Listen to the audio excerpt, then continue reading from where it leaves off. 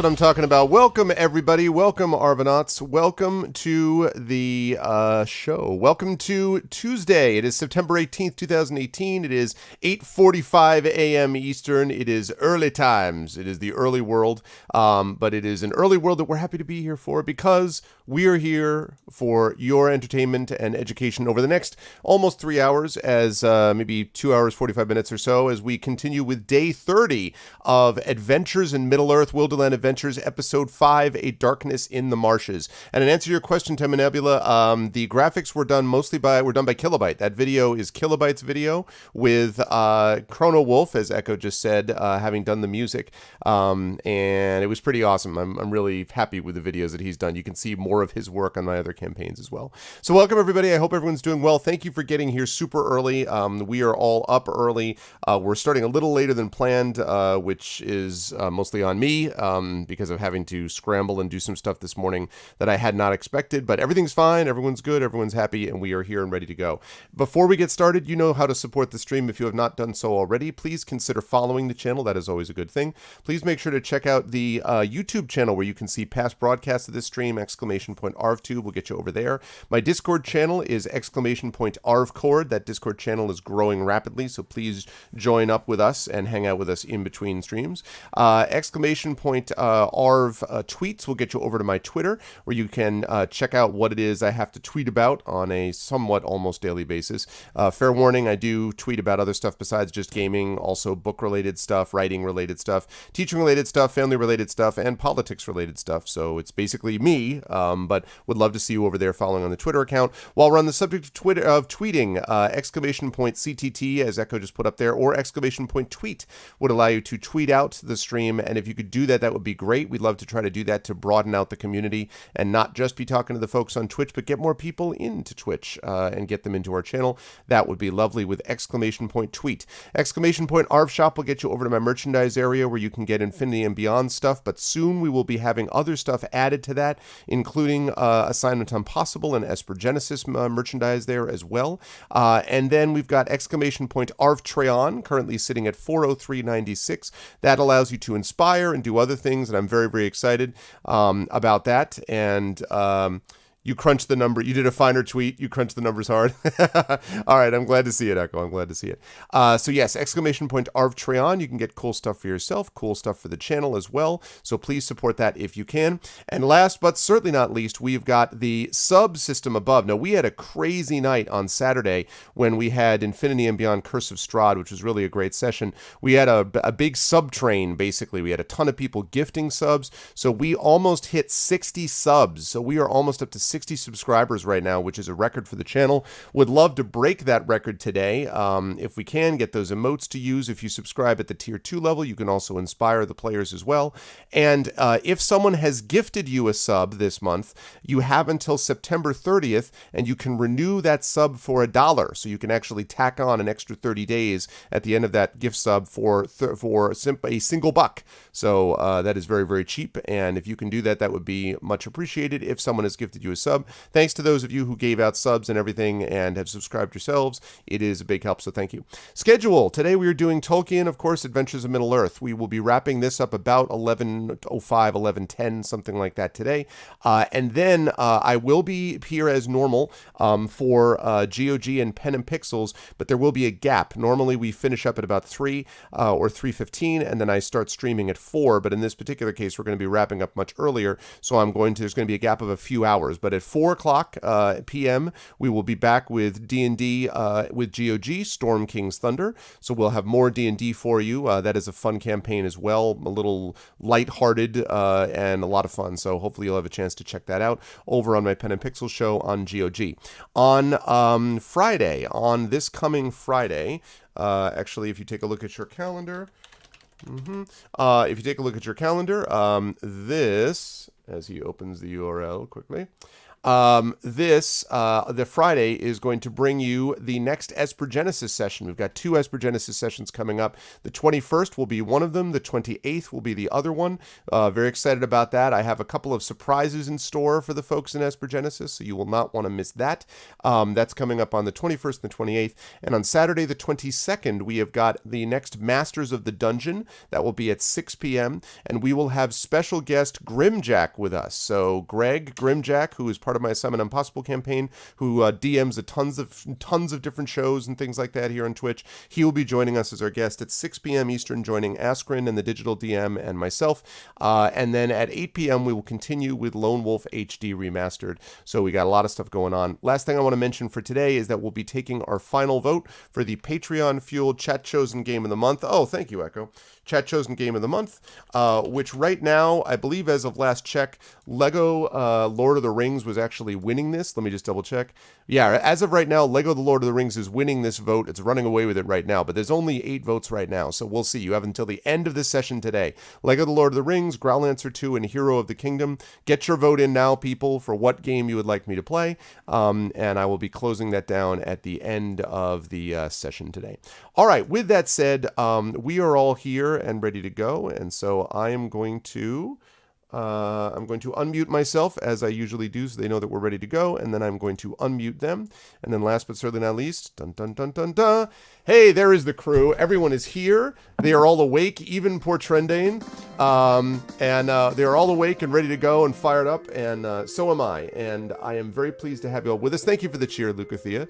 Oh, very nice. Wow. Before you start, please take my tainted Tom Clancy bits. I'm assuming that means that you watched a commercial for Ghost Recon or something. So I'm happy to take Tom Clancy's money. I'm happy to do that. But in fact, if he had more of it to give me, that would be just great if I could do that. But I welcome my wonderful party, my wonderful crew, and with no further ado, I will jump right down to the first person in the column, who is Sir Awake Far Too Early, and that, of course, is our good friend Trendane. Hi, Tren. How you doing? How's life, sir? That is so not true. What, really? No, I actually. What time is it now? It is currently 5:51 a.m. here in not sunny California. I mean, even the garbage trucks haven't shown up. They've got another 10 to 15 minutes before they start rolling through. But I've been awake since 4, so I've been awake for almost 2 hours already. Awake. Let me put that in quotes. But you know, I've got my tea. I've got my glass of water. I had a banana and an apple, and I think I'm. Yep. Mm-hmm. So who's going to be the next player to take over for Trendon? Exactly. All right. Well, that was a good run, and yeah. How many Z's do you spell Tawny Bear with? But yeah, I'm good to go. Awesome. Playing Tawny Bear, the aforementioned, with a bunch of Z's. The Tawny Bear with exactly Tawzy Bear. I believe it's Tameable Nebula. Tameable Nebula. I believe. What have I usually called him? Tamable? I probably called him something like that. Well, either way, it's good to have you with us, Tren, as always. You could see Tren's character, by the way, in this amazing graphic provided by some talented cartoonist up at the top there. You'll be able to see them, but we'll talk more to the person who may or may not have been responsible for that drawing in just a minute. Moving right on down the line, it is our good friend Will who is back with us this month. Will is here. He is awake. Yes. And it really, the way that you're sitting in the chair and your sort of position looks like at any moment the green screen could become just space background. Like I'm just waiting for any moment. You're like, now the graphics begin. Like it's just I don't know, something about the way you're sitting. I need a button like just to make that happen. Space screen. No. Yeah.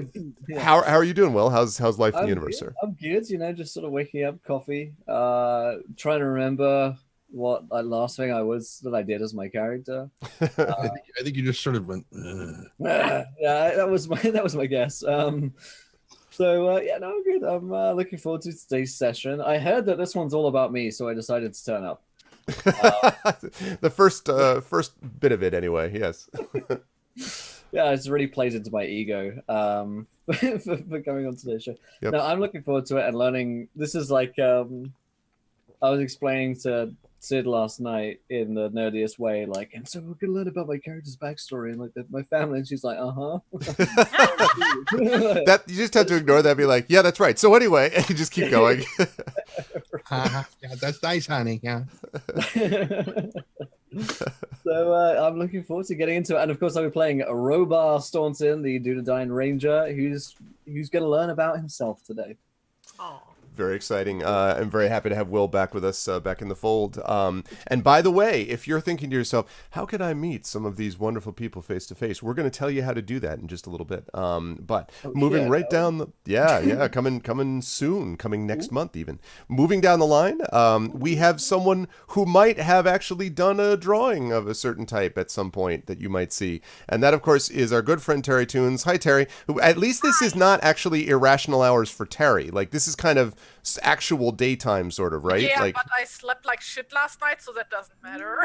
Oh no. And I had to like take sleeping pills to fall asleep on time because I had an appointment at like 8 in the morning, so I'm still super exhausted. So yay!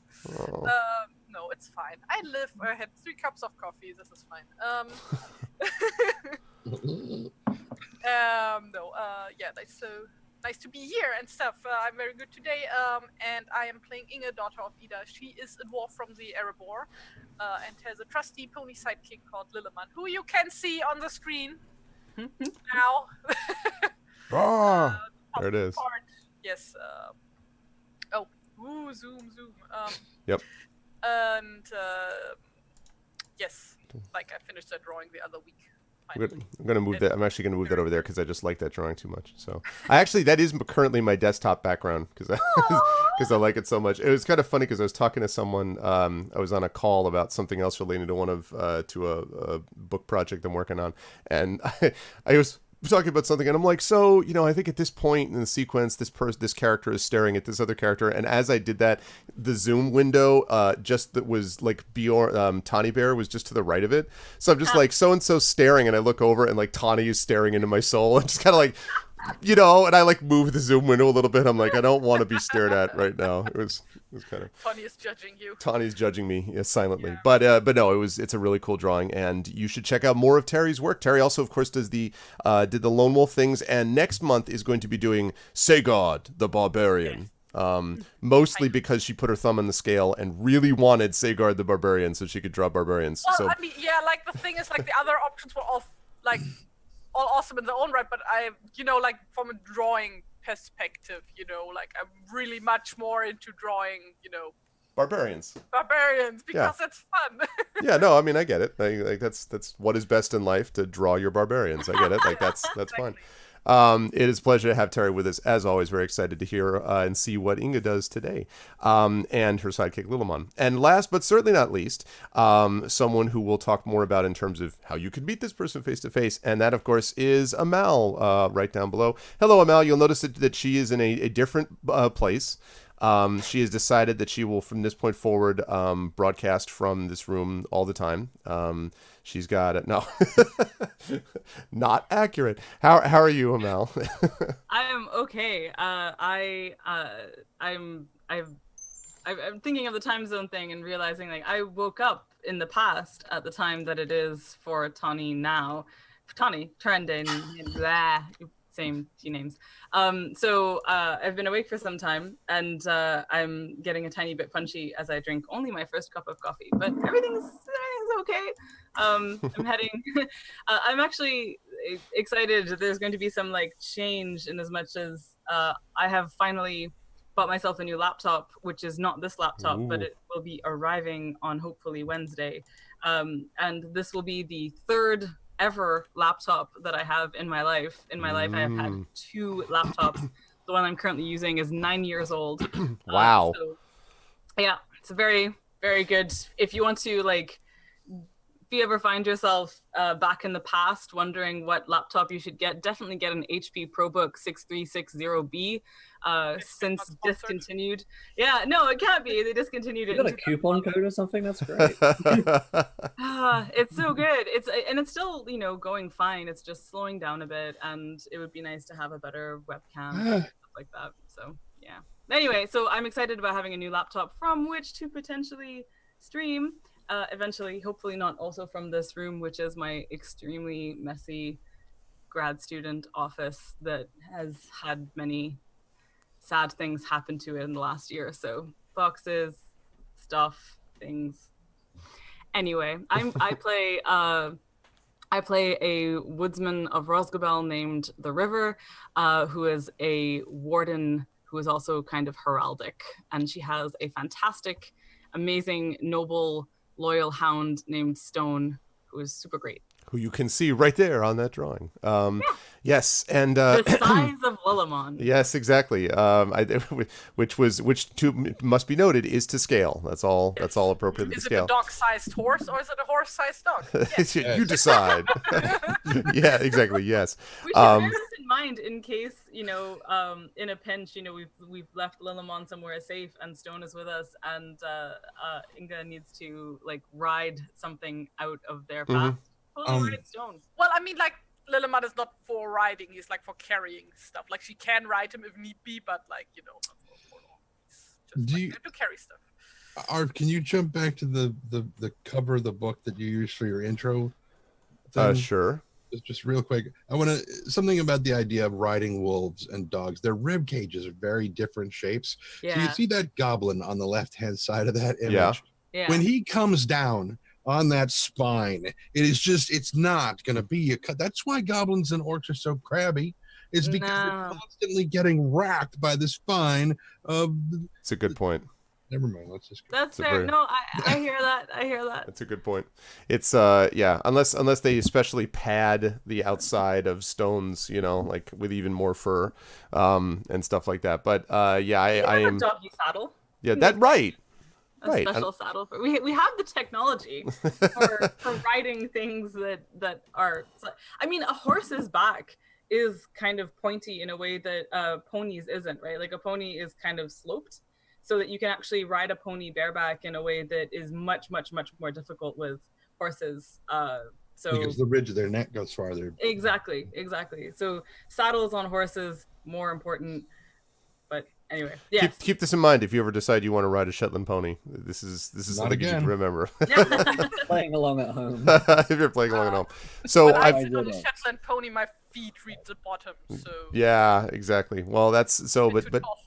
But in this world, maybe if there was an emergency, we could do it. I'd actually be interested to see if there's ever a chase scene, how fast Lillimon could actually book it if need be, if speed became critical. But I shouldn't have given you that token. Yeah, Oh, no! I've been telling that story to a couple people. They just think that's so funny. I'm just kind of like, don't make the token. Don't make. Why are you making a token? Why is there a token? Anyway, but it is a great pleasure to have everybody here, and I've been teasing this, so I will mention this again. So next month, and actually only a few weeks from now, on October 13th, at I believe 7 p.m. Eastern, we will be having a live in-person, I mean this is live, but an in-person session in front of a live studio audience, as they say, at CanCon in Ottawa. So we will be doing this, and I will be there, Amal will be there, and I believe Will be there. Will is going to be trying to drive down for that because we're going to have an audience there. They're actually people are signing up to go to it. And then Trendane and Terry will unfortunately not be coming from California and Germany, but they will be nice enough to video into us, especially Terry, who's doing this at some ungodly hour at night. But that way she's doing it for the people. That's check. You're doing it for the people. I think it was 3 a.m. Yeah, it's like some ungodly hour, but she's doing it for the people, and the people will be pleased. I'm really excited about it, actually, because it'll be playing this campaign.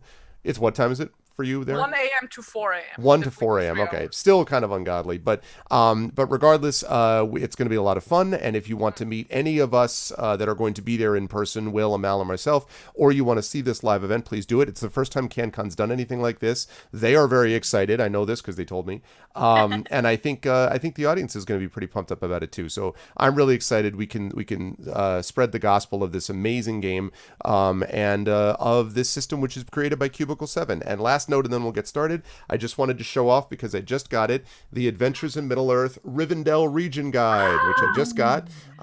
This is going to be something which I'll be able to use in conjunction with Eriador Adventures if I get it, if we end up doing that one next. And so, things to do while in Rivendell, notable locations, the Redhorn Pass, the Whispering Hills, of course, the Barrow Downs, the North Downs. I love it. Just amazing stuff all the way imagining through. this So is like a tourist pamphlet, like things to do in Rivendell. things to do in Rivendell. It really, The trees.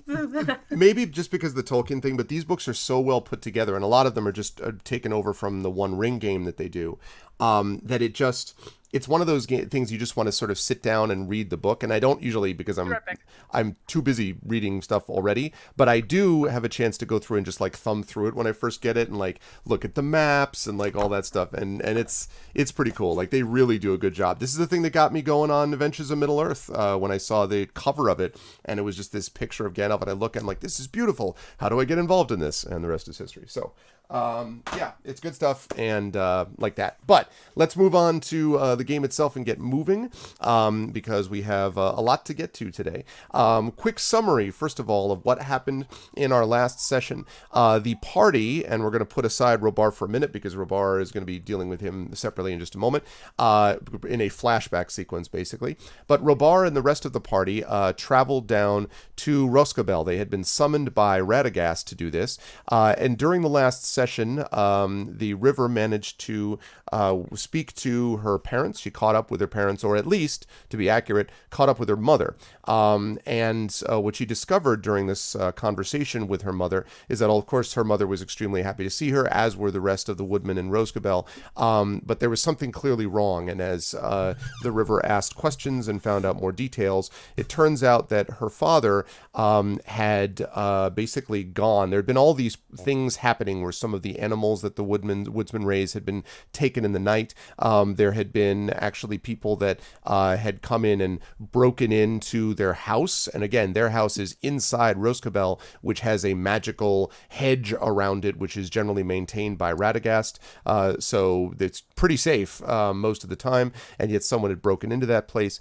And there was a person in this tower called the Elfin Tower, which is a little bit of a distance away from Roscabel off to the west, that had basically sent a messenger to Radagast and sent a messenger to the people of Woodsman Town saying, you know, we want you to serve us, basically, and that we were taking over where the necromancer, the leader of Dol Guldur, who was driven away by the White Council some years before, he's taking away and moving back in. This person is taking over. Some rumor it was the necromancer's apprentice, some rumor that it was just some pretender, but nobody knows for sure. And so a couple of groups of people were sent to deal with that, including, at one point, the River's father, who went out to try to find out what had happened and has not come back since. And this has now been some days, in fact, I believe it's been a couple of weeks, if I'm not mistaken, is what I said, since he's been seen. And so obviously the River's mother is distraught, and the River isn't very happy about it either, quite obviously. And they had a chance to talk to Radagast about this. Radagast told them that he had called them in the first place to seek out news of this darkness that he had felt growing in the west, and so he sent them off to Woodland Hall. He also made clear that he was going to that this situation with the Elfin Tower might be related, but that going to the Elfin Tower first and then going to Woodland Hall might not solve the overall problem, that the issue might be over in the area near the Misty Mountains, and that going to the Woodland Hall would give them a chance to gather more information about that and thus perhaps better solve the situation with the River's father. The problem, of course, is that takes the River away from the place that she believes her father is in trouble, and so she had kind of a pretty difficult moment trying to figure out, how she should handle things, although she eventually decided that she would go to Woodland Hall, but do so with a lot of doubt and fear in her heart about what's going to happen next. And so that they were prepared to sort of head off in that direction,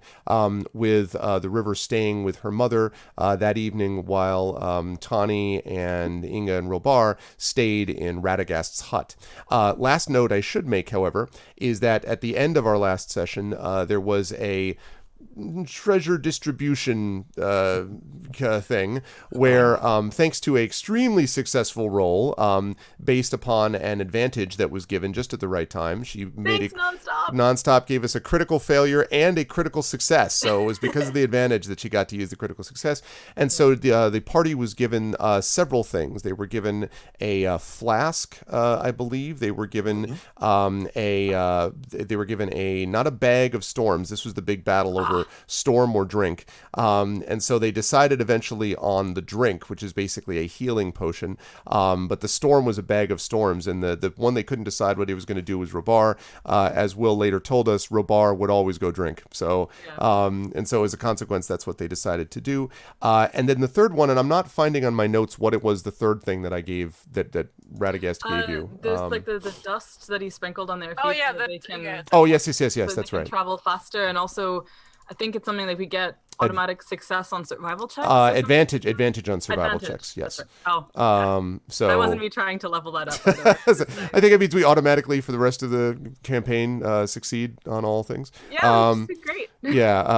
No, but yes. So it was Radagast was very generous in doing this, but made it clear that whatever this darkness is, it has some hold upon some of the people and creatures of that land, which is troubling to him, because he had hoped that the darkness had been driven away somewhat more permanently when Dol Guldur was cleansed. But as the party itself knows, having visited Dol Guldur in a dream, albeit hundreds of years before, the darkness has not left entirely, and so this growing shadow of doubt continues to build. So with that summary, we now jump backwards in time to before the party went down there, and we jump over to Robar. And I want to deal with, for the first about maybe 20 minutes to a half hour, we'll see, deal with Robar and Inga, up with Black Tom. Now, as a quick summary for those who don't know what this is about, Robar has been tracking down information about his family, potentially with maybe his sister, who has been basically leaving clues for him to find and trying to give him information, apparently, about something relating to their family history. And Robar has become more and more interested in this family history as he has become more in touch with his own sense of royalty and wanting to know basically what it is that drives him here. And so they have gone to this place. They went to this place in this little flashback sequence, the House of Black Tom. Black Tom is a head of a large household. He's basically a sort of a farmer, a kind of a more than a gentleman farmer. He's sort of like how do I describe him? A sort of human version of Bjorn, in that lots of people respect him. There are lots of people who pay attention to what it is that he has to say. His word carries great weight among the cotters and among the other farmers of the area. This particular area of the Wilderland is a very proud and independent area. They bow to no king. They have no leaders, but they listen when Black Tom speaks because of his general store of wisdom. And he's also known as being someone that doesn't pull any punches. Basically, if you're in that area and you want to find someone who can speak more or less for the people, this is the guy that you find. And so Robar was sent with information about him, and during the fellowship phase, this is where Robar and Inga went. And so I think actually right after the fellowship phase. And so that is where we pick up things. So Robar and Inga, you are approaching, as we speak about this, you are approaching this fortified farmstead. Now, I should move you guys over to another map, and also I should start the music. There is the music. Let me move you over to... I have so many maps now on here that I have to move you over like by pieces. Like first go here, then go here. Yeah, no, which always you're like, oh, I remember this place, as you're brought over. Okay, so here we are. So this area here, you were all to the south, right here. But Will, if you would be so kind as to move yourself, and Inga, if you could move yourself up to here. Oh, yes. In the West Upper Vales, and specifically, we're looking at, actually that's just about the right spot. The West Upper Vales is where you can be found. The House of Black Tom is this fortified farmstead. So there are essentially a number of logs and basically wooden logs that have been stripped down and cut, and at the very top they have been shaped into spikes. So it's basically like an Old West type style thing, all circling around this fairly large enclosure. And as you get close to it, you can hear the sound of mooing and of bells clinking and things like that, as if we're dealing with perhaps other livestock and things like that are within it.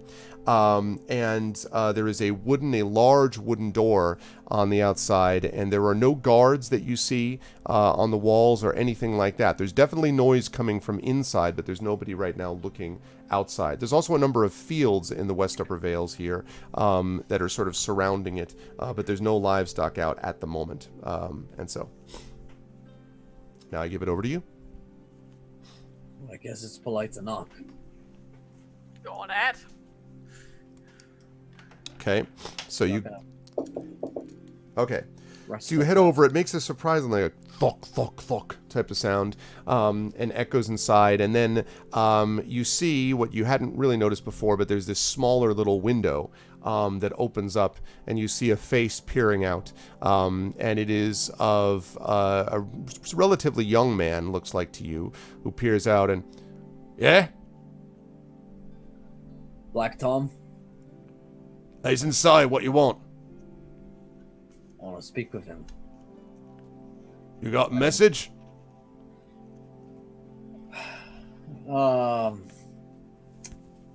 Melina. And he says, Marina. And he says, that's that a word or a name? That's a name. You should know what it means. All right, and he doesn't say anything. The door closes, the little window closes, and you hear footsteps going away. And then after a couple of minutes, he comes back, and the door opens up, and he says, all right, come in.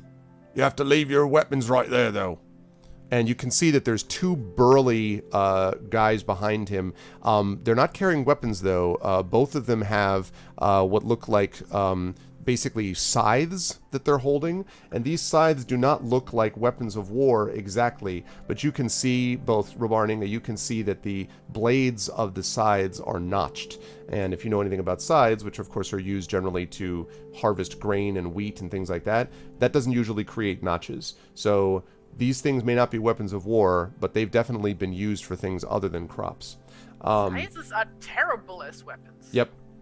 Well, these guys don't look like warriors. They just look like big farmers. Well, Inge gives her axe to whoever is looking like he's gonna take the weapons. So. He does. So he takes the axe and he lays it down. Basically, there's like a little wooden trough almost that looks like it's made for this purpose, and he puts the weapon in there. I do the same, but I'm probably keeping a dagger and a boot. Okay. Unless they ready search. Okay. No, they don't. They look you up and down, and then they say, as for the pony, you have to wait here. And they point over to a stable where there is a whole lot of looks like ponies, horses, sheep. A whole bunch of them are all sort of milling about. There's not really a particular spot at the moment that they are, and in fact, you notice that it is inside this sort of enclosed pen, but the pen is basically holding all sorts of different animals, which is not. I mean, from your wanderings, Inga, you know that that's not usually how it's done. Like, usually, you keep the sheep with the sheep and the horses with the horses and whatever. But here they're all sort of, kind of milling about together. They look as if they're relatively well cared for, but they're all sort of in one space, which is a little weird. But anyway, they all seem happy enough. Well, then, Inga's gonna bring Lilleman over there, quickly make sure, he has something to drink. Okay. Yeah, they have a couple of troughs of water there too, and you can see the animals kind of go over and sniff at Lilleman curiously. Lilleman kind of tilts his head and kind of bumps into your hand a little bit, like, "Is this okay?" type of thing. Yeah. Yeah. She pets his head and then is on her way back. Okay. That robot doesn't have to wait too long. Okay, so the two farmers wait, and then they bring you along with the spokesman into this larger house. And the house reminds you a little bit of Bjorn's Great Hall, but whereas the Great Hall, of course, had everything that was kind of animal-sized and had the low table and all that kind of stuff, that is not the case here with Black Tom. There is a much higher table, and it is not nearly as long, and inside you can see that there are a number of chairs and things sort of scattered about in different places, some in front of what looks like a small fire pit almost. That one actually is similar to Bjorn's place. But then you also see chairs just around the table that's in the middle. There are some other tables on the far corner of the room, and seated at one of those smaller tables is this large, burly fellow with a big black beard, who is looking right now at something on the table. He does not look up when the group enters, and the spokesperson, the one who is speaking to you, says, "Oi, Tom, I brought him." And Tom looks over and nods. "Hey, bring him here then." And so they bring you over, and he says, "All right, have a seat if you want." And he kind of jerks his head, and whoever was speaking to you before nods, and he and the other two burly guys depart. And so it's now just you, and the guy basically jerks his head towards the seat. He doesn't say anything. He's looking down at what you can now see looks to be like a parchment, and it looks almost like a map, like a hand-drawn map that he's looking at. At first glance, can we make out what the map is like depicting?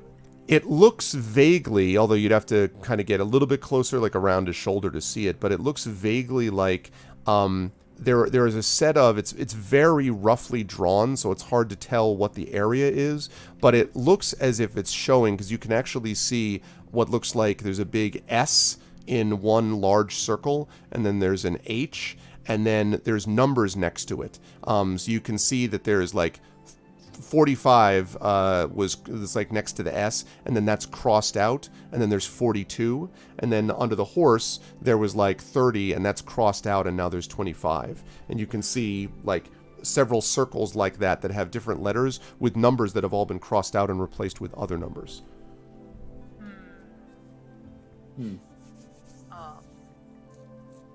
Like Inge kind of looks at like Roba, like, hey, introduce yourself. Wait, this is your deal. Right. Yeah, he nods. Black Tom, pleased to meet you. Robar Staunton and my friend here, Inga. At your service. And he without looking up, he says, "All right, what do you want then?" Information, primarily. Then I want to know about a woman. He takes a drink of this something in his wooden mug on the table and puts it down. Still hasn't looked up at you, and says, "A lot of people that visit around here. A lot of women, friend. Anyone in particular?" The name I gave to your man, Melina. And he looks. Have met her. And he looks up at you for the first time. You can see he's got this, black beard, although you can see there are definitely flecks of gray in that black beard. He has these big, black, bushy eyebrows. And he, as you look at him, you can see that he's got, I should have mentioned before, he's wearing short sleeves. He has these very burly arms that are deeply tanned. Like it definitely looks like somebody who spent a lot of time in the sun.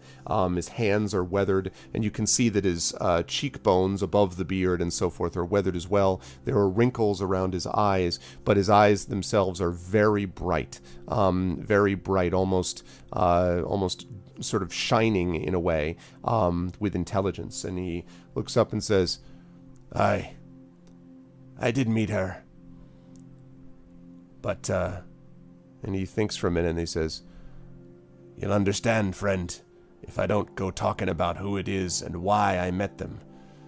You have any particular reason to be interested in her?" I believe she may know more about my family, the Stauntons. Perhaps you're familiar with my kin? He says, "Aye, at least the tales of them. But the Stauntons haven't been in this land for many years.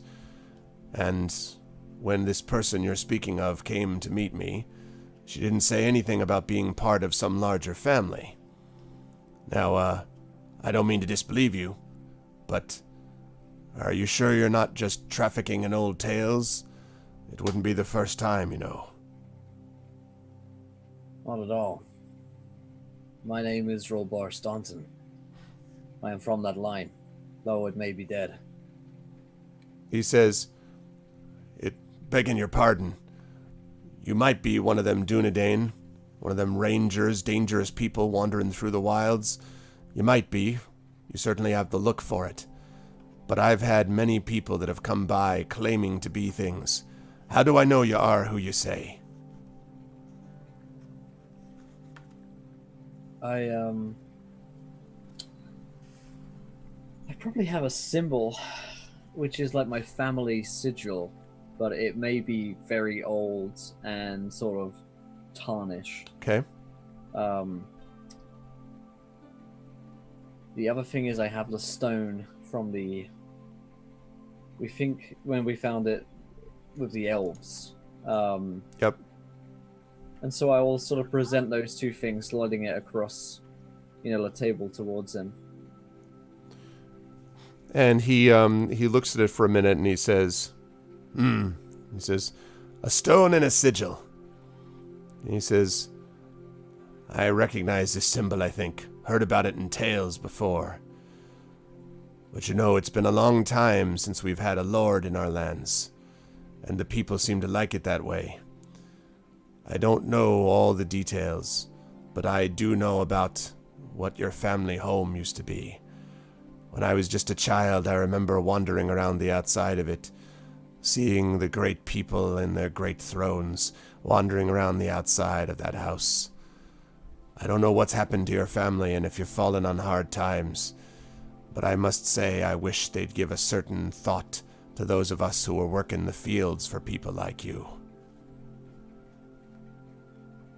No, I am not my ancestors. But this woman, Melina, I believe her to be... She may know my sister, or she may perhaps even be her. Any news you have of her, I would greatly appreciate. Perhaps where I could find her or what she said. She told me to come and find you. Seek out the one who is known as Black Tom. She told me that he'll come soon, and that we'll revisit the past.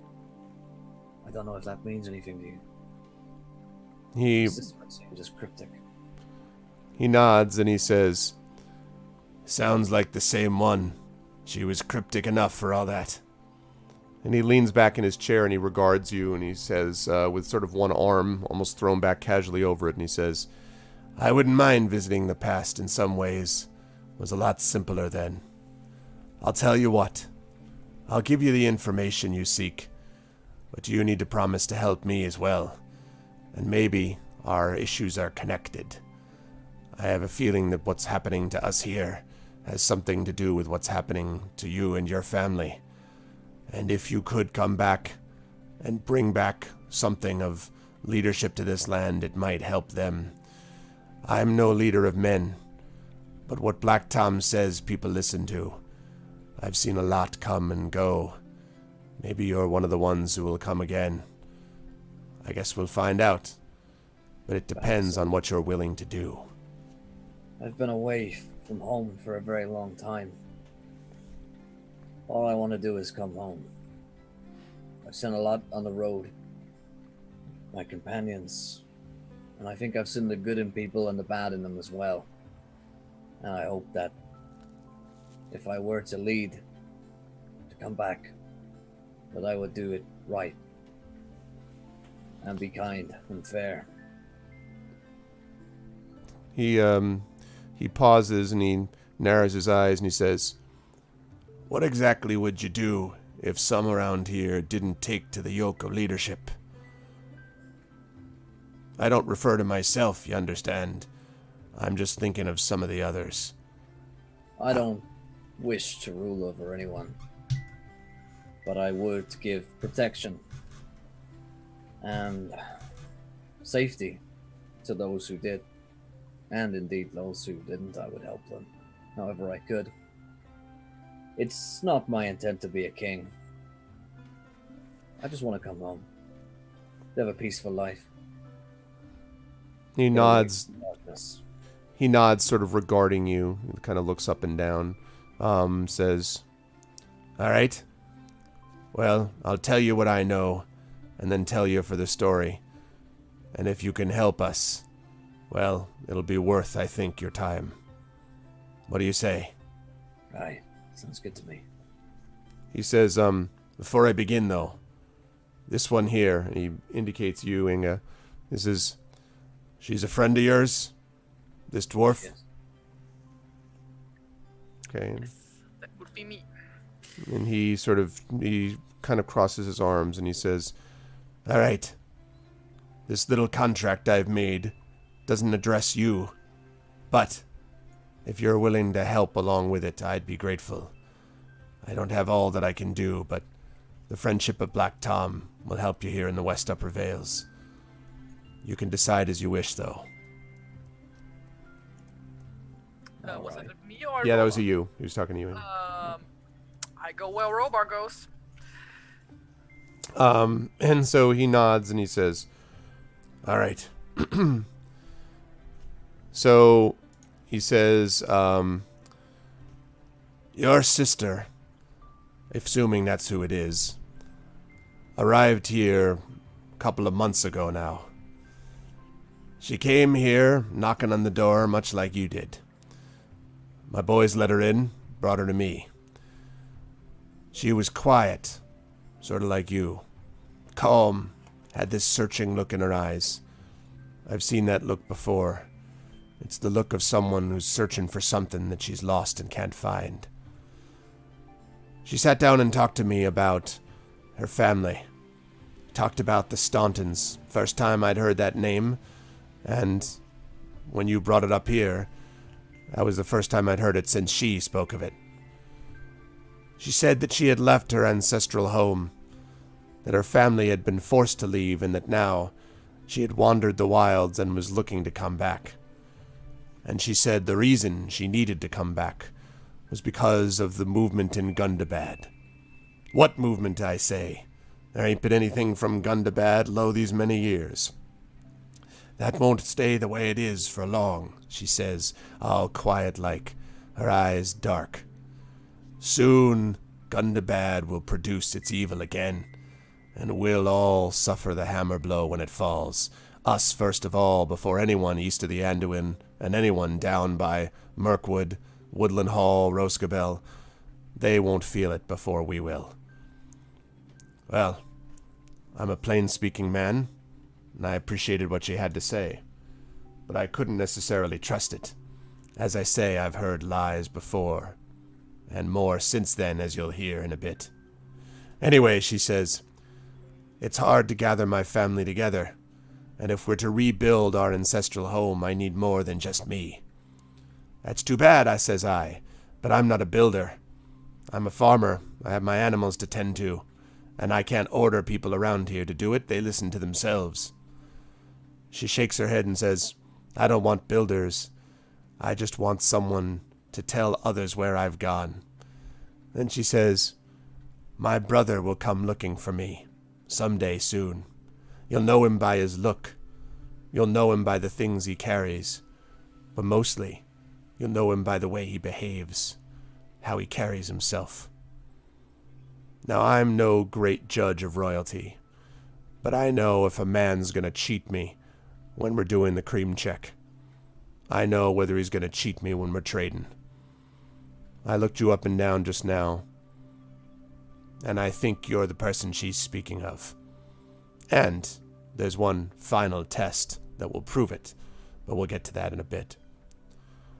Once she finds me, she says, once she finds Black Tom, then at that point, you can send him off in my direction. Find me, she said, and he and I together can help rebuild our home and our family name. Well, I didn't totally know what she meant, and she said, I'm going to find the one who took down our family home, who broke it apart, the one who was behind all of the problems that led to its destruction. Well, who's that, say I? And she looks at me and says, do you know the name of Vigland? Now, if you want to double check before he says any more, Will, you can roll for me a history check to see if you know who this Vigland guy is. Absolutely. Let's see. It is a 19. I'd say that's a pretty good guess. Vigland, cruel Vigland, gray-bearded and iron-eyed. He rules from his longhouse under the eaves of northern Mirkwood, and he, as far as you know, has tolerated no weakness or dissent among his followers. His clan would kill or die at a word from their lord. He considers himself, or at least he says to everyone else, that he is a tyrant out of necessity, that it's the only way to survive where he lives. But as far as you can tell, he's a character that spends most of his time trying to build his own power. As I said, he's cruel. He takes advantage of those around him so that he can gain his own power. He's poisoned the minds of his followers against the Bjornings. A lot of his followers practice slavery. They capture thralls on raids. Some Bjornings, some even goblins, which he locks to his throw.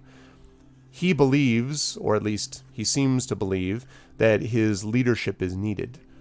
You and the people who know of him have always felt that he is in fact a petty dictator, a rogue, a thief, a killer. However, Vigland always stayed in one space. He was a problem in the upper portion of the East Upper Vales, his men being able to disappear into the eaves of the wood when anyone came for them. But he never spread beyond those borders. He took slaves from the north in the Grey Mountain Narrows, or from any goblins or orcs that happened to wander in, or men, or Bjornings that happened to wander into the eastern side of the western side of northern Mirkwood. But the idea that he's now come over the River Anduin into the West Upper Vales, or that he's spread his reach outwards, is deeply troubling. He is an evil man by all accounts, and his men are completely loyal to him. If this is the same Vigland, then it is the same Vigland that you knew of some probably 20 years before, if this is the same man. And so he says that. Yeah. So you know all of that, and that's what he says. Yeah, I think Orbaz's face is very readable at that point. Dawkins recognizes him. And he nods. He says, I see you know who I'm talking about. That foul bastard. He spends most of his time taking those that won't work for him by their own lights. And we have our own problems with him as well.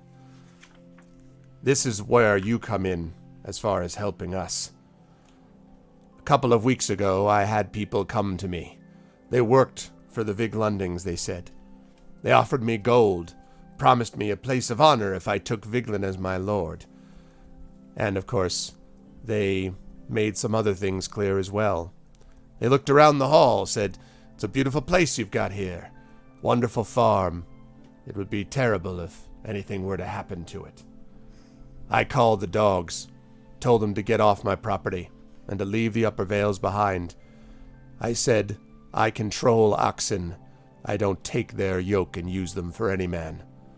They said, we can kill oxen as well as use them, and turned and left. I haven't heard from them since, but I know what they're doing. And he stabs a finger down at the sheet in front of him, and he says, this is how many we've had in these different areas. Our sheep, here. Horses, here. Now they've begun to vanish. Oh, we'd always lose one or two here and there. A wolf, maybe a rambling orc or goblin, but not this many and not this consistently. He's behind it somehow. The Viglundings somehow have decided they're going to try to break us and take away our power and money so they can bend us to their will. It won't happen. I'll take all of us and head over there with scythes and pitchforks first. But we're farmers, not warriors. And for all their high talk, and for all I don't think much of them, a lot of them can do damage to you with a rusty sword in the back, if you catch my meaning. There's too many of them for us. And my farm ain't far from the Anduin. If the Viglandings do come for me, these walls won't protect my family from the iron collars of the slavers, nor no one else.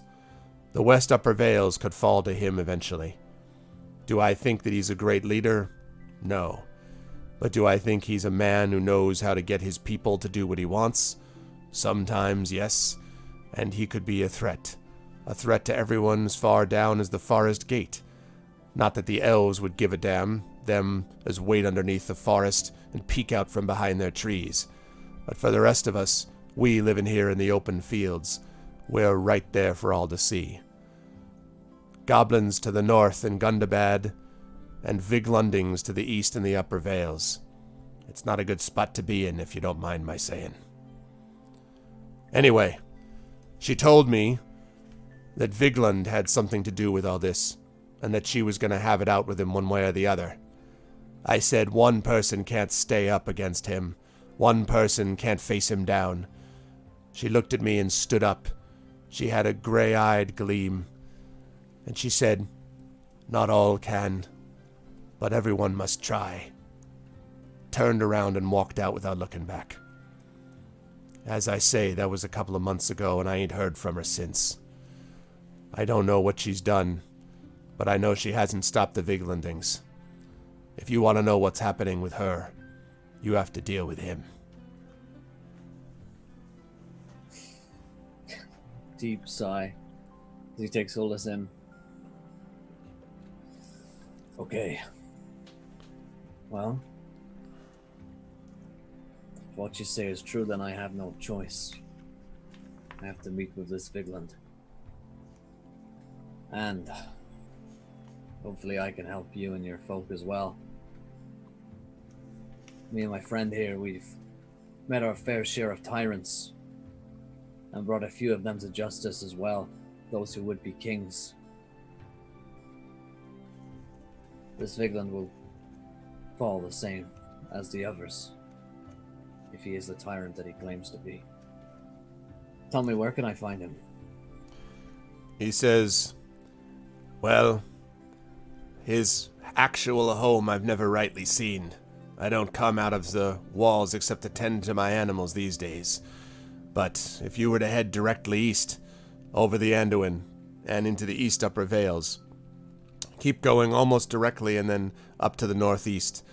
He's right up against the Grey Mountain Narrows, up there in northern Mirkwood. And, I don't know how much time you've spent there, Dunedain. Let me tell you that the northern Mirkwood region isn't a place to go into lightly. It's got its own shadows and dangers, and his people have carved out their living right on the edge, peeking out their cowardly faces when they can. I'll tell you this, though, if you take a bit of advice from Black Tom, if you try to do this yourself, or with you and your friend here, even with an animal or two, you'll get captured and killed, sure as, begging your pardon, I think your sister might have been. And the rest of you will all fall to the same fate. You won't fall with one or two. You have to gather people together if you want to take down Vigland, and if you do, this whole region will be grateful to you, and a lot less dark than it has been in many a month. Will any of your men come with us? And he kind of thinks about it and says, maybe, but not without anyone else behind him. You look like you know your way around a fight, but 2 fighters and my men still ain't enough. You'll have to gather more together. I've tried to talk to the Bjornings before, but Bjorn's had his own concerns, he says, and he's got his own issues, and frankly, I can't order around a Bjorning, if I'm even allowed inside his complex, and I've only visited the one time. He knows of me.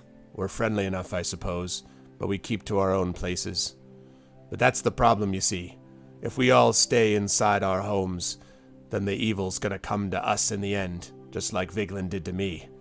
Someone's got to bring us together and lead us to them. And that someone can't be someone who's running a farm or managing his people way down south. Gather them together, the Bjornings, the men, the rangers like you, Gather together the woodmen. Get them together. Gather the races of Wilderland, and my men will be behind you. Very well. I will do as you say. And he nods and he says, "One thing I'll give you, though. You do look like her. She was proud and tall, just like you. And, I can see something similar there in the eyes. She left behind something for you." And he pulls out from a pouch at his belt this sigil, which is identical to the sigil that you had. And he passes it over the table to you. And, I don't know what you do with it, but he passes it over the table to you. I'll take it, yeah. So it's made of some kind of leather. The sigil, it's actually been, it looks like essentially kind of raked into the leather, basically, like scraped out, basically, on the leather, the symbol. And you notice that it's two-sided. And on the back of it, it says, "Don't wait long," is what it says in 3 words.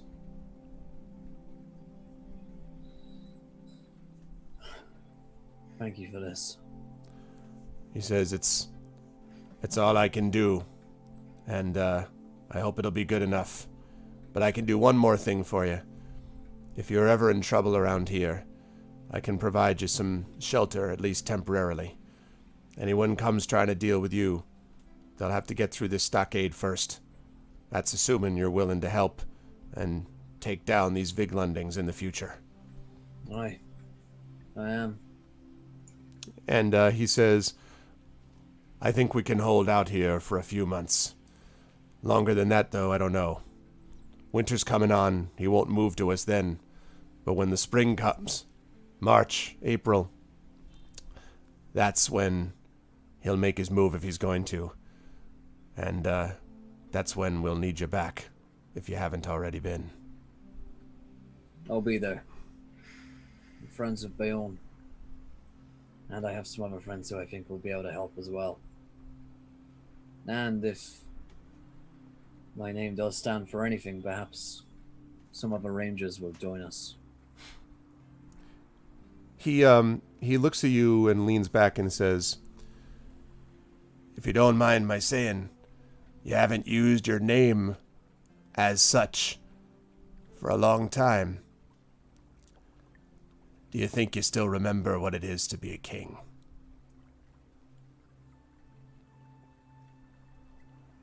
I pray that I do. Well, I don't know what prayer's good for here, friend. But if prayer's got anything to do with your sword arm, I'll pray along with you. I have more faith than that. He nods. All right. We'll see if it's true. Yeah, I said my family were kings. And they fell. Clearly they were not strong enough. The same blood flows through my veins, so this will be the test. Thank you, Tom. It's time for me to leave. And he nods and he says, "I wish you good fortune then. May your crops grow. May the rains come. May the harvest be a good one." And he kind of, with that, sort of looks back down at his, numbers at his map of animals. And apparently is saying goodbye in his own blunt way. Yeah, I think I turn with Inga and... Yeah. Okay. So, with that sort of, I want to do a thing after that. Okay, go ahead. That's okay. So when Robar and Inge go outside, I'm assuming there's gonna be some awkward quiet after this one. I'm guessing. And Inge is just turns around to Robar and there's a really over the top bow and it's like, "So Lord Staunton, where to next?" He cringes. Good. We don't need to. We don't need to do that. That's okay. Oh man. Already, it's shuffles You are away. so lucky they took my weapons. I don't know if Arv told you this, Will, but a huge factor to me anyway in wanting to choose the Bag of Storms over the flask was just thinking of how amazing it would be to unleash a storm before also having Robar reveal his kingship. Yeah. This is like revealing royalty in the storm, like I'm Robar. I have returned. Let's just spot it. This is Sparta, right? Okay.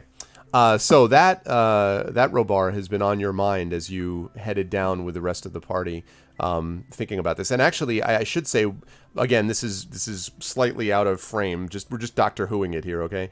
This is slightly out of frame. So this is I just been curious what you would tell Tawny and the River on your journey down to Roscabel, and then after that we'll pick up everybody coming out of Roscabel. But what would you tell them, Robar? And also, what are your overall plans as far as this is concerned? Presumably you're not going to have time to do this immediately, but again, this is the kind of thing that either next fellowship phase or maybe 2 fellowship phases, 1 to 2, you could do. So you tell me what your plans are, and you tell them too. I think yes. While he's usually a little withholding, I think that Robar is honest with the party about why he's been so shady recently about what's been going on, and would tell them in full about his sister, about his family, and how he intends to go and kill this Vigland. With or without them, but with them. And obviously, like, Tawny has Bjorn's patronage, and we have a sanctuary there, so we can always talk about our alliances and how we want to Right. work. And yeah, Robar's plans in the probably the short and long term are to find as many people as possible who will help him to do this.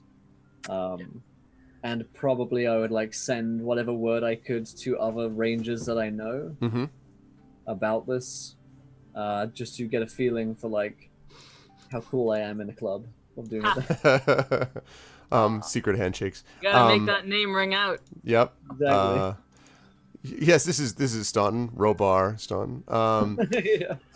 Yeah. We went to high So school. okay, that's fair enough. So you just Inga is also gonna offer that she can write home, basically asking for people of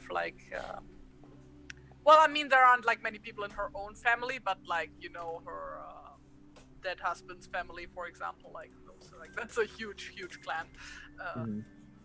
So a lot of warriors in that clan too. So and Is it out of character? Is there anything else pressing that we were working on at this point? The pressing thing was to get to Radagast because we'd been summoned by him.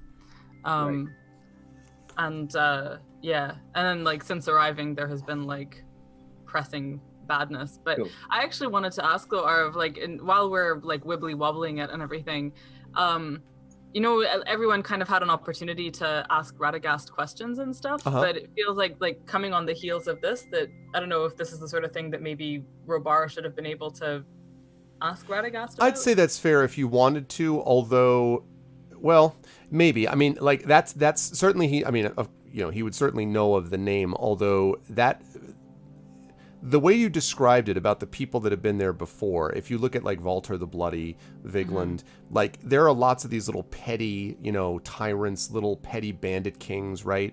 The thing that's changed has been the idea that they seem to be spreading their influence.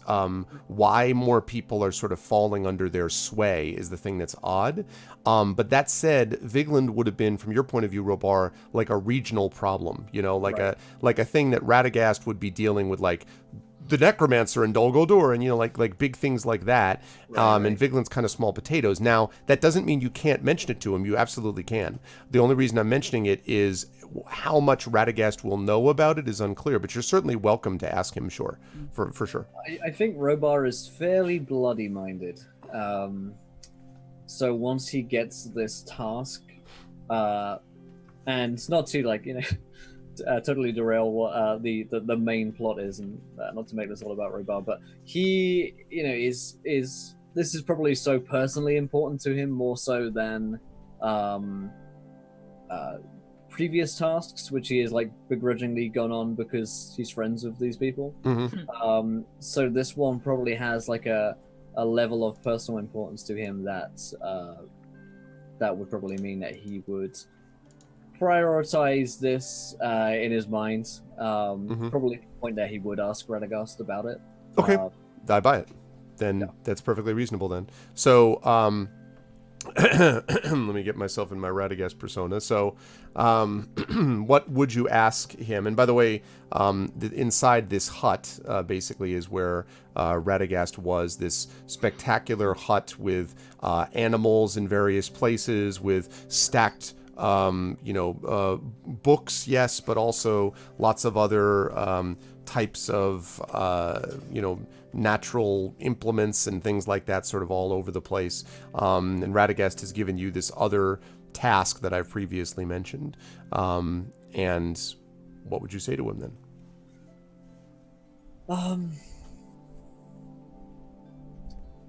Radagast, it's recently become known to me that my sister may be in great danger, along with the people who ancestrally I would call my kin, and those who would call my ancestors king. There is one named Vigland who has hurt or seeks to harm both my people and my sister. He plans to make an assault upon the western upper vales, though he lies in northern Mirkwood. What I thought was a small regional tyrant, it appears he is more than that, and is spreading his influence. I was wondering if perhaps you knew of him, or could simply advise me on how to proceed, for I need allies if I am to reclaim my home. And he sort of cocks his head a little bit, and he says, Vigland, eh? I haven't thought about the land of Vigland for some time. Small man he ever was, cruel and cold, as I remember. But most of the time he kept his cruelty to one space, and we always meant to deal with him in the end, but we had other things on our mind too. Bigger shadows, deeper areas, other problems. My attention was called elsewhere. I always knew, though, that he practiced slavery. One of his worst qualities, I think. So he has your sister. He thinks for a minute. Melina, I think. You know her? I've talked to her before. She wondered sometimes more than you. She's always wondered about your family, Robar. Your family. Something about that thing, that memory is very important to her. And with good reason. We need heroes and shadows to become light. That doesn't happen without history, my boy. And, you being referred to as my boy is kind of odd, but when it's coming from Radagast, it probably makes some sense. And he says, so, she's dealing with Vigland, has she? She went that way. When's the last you heard from her? 3 months ago. Probably more. He nods, and he says, That's troubling. I know that Vigland himself is not the kind of man who takes friends, but servants and slaves and minions. If she hasn't returned, he shakes his head. He says, I am sorry to hear this. And he thinks and he goes, I think the problem that you face here is perhaps more immediate, because you can't face Vigland by yourself. Perhaps I could go and could accompany all of you, but if I were to leave Roscabel now, with everything that's happened to it, I'd be abandoning these people that are my charge. The Elven King should have something to say about what happens within his lands, although the Elven King's reach is not as great as it once was. But he too should know of this. And he thinks about it and says, I think there are some who might welcome a leader again to bring them together. Right here we have some of them. Dwarves, woodmen, the Dunedain and Bjornings. Imagine if those 4 races could be united again to bring justice to Vigland and those that he has hurt. I do wonder what would happen if he faced a united front of all of Wilderland against him. I know this. I'm far better at killing people than I am at anything else. Leadership is not something that I seek, but something that a burden that I would bear if the need was there. Thank you for your advice, Radagast. Perhaps what you say is true. If you would be willing to accompany us, when whatever job here was done, I would be greatly in your debt. Perhaps that is something that we can achieve with your help. Stop the problems with your people, and then in turn with mine. And he nods and he says, Proud words, my boy. If I cannot come, I would send those who would help, and I can send my messengers for aid. Have you sent word to any of your people? Aye, though I do not know what value it has. All friendship has value, something evil has never understood, and that is why it usually loses, my boy. It does not have friends, but followers, and followers do not stay with you if they do not believe that you are in fact a friend. Trust here in your friends. Trust in what is around you. And he stands up and he does this odd thing. He hasn't done this before with any of you. He kind of not hobbles. He walks over. He's got a actually fairly spry gait for someone who looks to be of his age, and he taps you, Robar, right in the heart. And he says, "This right here. This is where your identity is. Your name. Your name is you. Your deeds. What you do here with the time that you have. You have killed people before. You can also bring people together. If you don't forget that." And he kind of pokes, for like 3 times. And he says, "That and this group will be the ones that lead the rest of their people. He cannot stand against a united front. The shadow never can."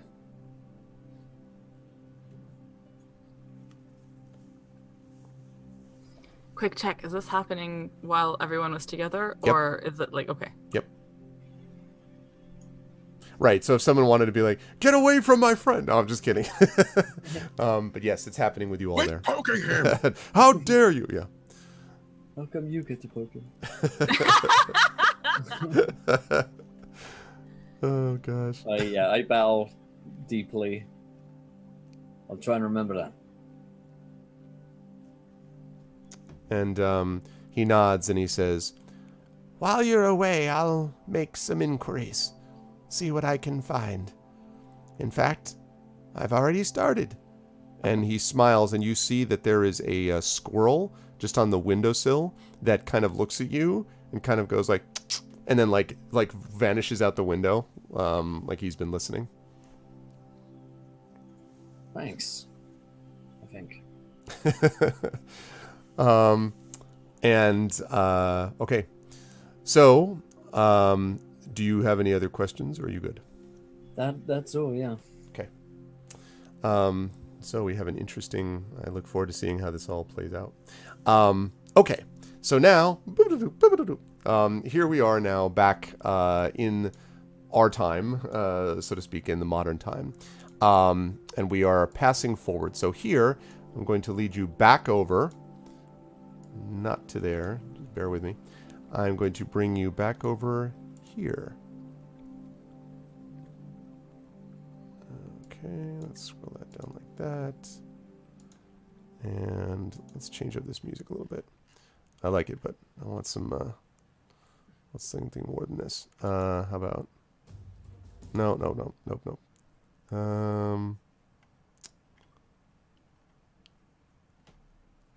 about this? No.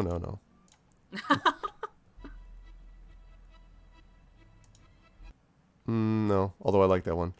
I'm trying to find something which is not quite so soporific. I want something a little bit more.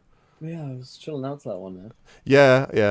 It's cool. I just wanted to make that was useful for this, but how about this? This work? My housemate was watching Kevin MacLeod playing Rocksmith. He's trying to learn to play guitar. Yeah. Through Rocksmith, and he walked in. My housemate walked in, and he was like, "Okay, all right, I feel better about myself because I'm better at guitar than Kevin MacLeod is." And then 2 hours later, he's like, "And that confidence is now shattered." I was like, "Okay, well, that didn't take long." That's funny. Yeah, he's amazing. This is another one by MacLeod. This is Healing by him. Okay, this is a good setup, I think, for that. So I brought you all to a new map. And let me move that out of the way. Okay, now this path that I've positioned here, this is only one possible option, and you folks should actually, if you can drag your tokens onto this, that would be lovely. Let's see. Actually, while I'm on the subject, hey, look, it's Lillimon. Hi, Lillimon. Okay. Let me make sure I give control, at least temporary control to. I'm just joking. I made a huge mistake. Oh man. Okay. Temporary control, if not immortality. If not. How would he feel about being in the stable of the beyond? No, I'm just kidding. Completely joking. Okay, so this path is one of the ones that was suggested to you in the dotted line, but it is only one path. To get to the Woodland Hall, you have multiple options in terms of how you could do this. You could, if you wish, and as you sort of travel directly, and I'll just freehand this for a second, you could theoretically travel directly west, like this. Cross over the Anduin, your favorite thing. Oh, did you tell Will what you were thinking about, Amal, for a name? Oh god. Yes, I think our name should be the Anduinauts. The Anduinauts. Yeah. Very good. Yep. So anyway, this way, and then up, picking up this road, which winds, splitting basically the Gladden Fields, and then up through here, and then picks up what is known as the River Gladden, which runs essentially from over on the eastern side of the Misty Mountains down here to the south, all the way over to the Anduin. So it doesn't run as fast, and it's not as large. It's basically a tributary river. So you could do that, cross here, and then basically proceed this way.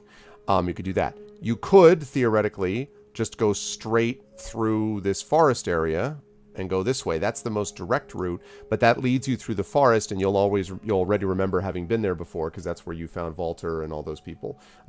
As people were joking, now you'll probably just find a burned wasteland because you burned the place down when you left the last time, but who knows? Keep doing that. So there's that. Yeah, you guys do have that. It's explosions. It's about explosions. So you've got that. Or you could follow the path that you see here. So there's sort of multiple, and frankly, I mean, you can see the map for yourselves. Any of those things would be, you could do other options as well. And as you're starting to sort of think about choices, you're standing here in Roscabel, sort of like thinking about this, you hear a voice calling you and saying, hello? Hello there? Hello? And as you turn around, you see a woodwoman. Now, this woodwoman actually is not one that's familiar to you, River. This is someone that seems very young, younger probably than you, if you had to guess, and seems has this sort of kind of cheery expression. She's kind of tall and gangly, but there is, you can tell, a merry glint in her eye. And she says, welcome, masters. Welcome, all of you. Tawny Bear, I believe, and Robar, the Dunedain, and Inga the Dwarf, and of course, and she kind of does this mock curtsy, the River. Of course, I've heard all about you. My name is Banna. I'm not from here. I'm actually from Mountain Hall, and I've been sent to try to bring you here. Radagast asked me, and I'm happy to be a guide and a companion, and someone who can eat as much food as anyone here, I think. She's got this very pleasant kind of demeanor, and in fact, I think I have a picture of her, which I'll throw up on stream in just a second. In the meantime, though, that's she's volunteering to lead us there, or just to consult on ways to go? To consult on ways to go, but also to accompany you, apparently. Radagast said that he would send help, so maybe this is what he meant. I love traveling with new people. River looks really uncomfortable, and there we go. She's up on screen now. Oh, I want to see her. Let's see. Nice. Oh, cool. Nice.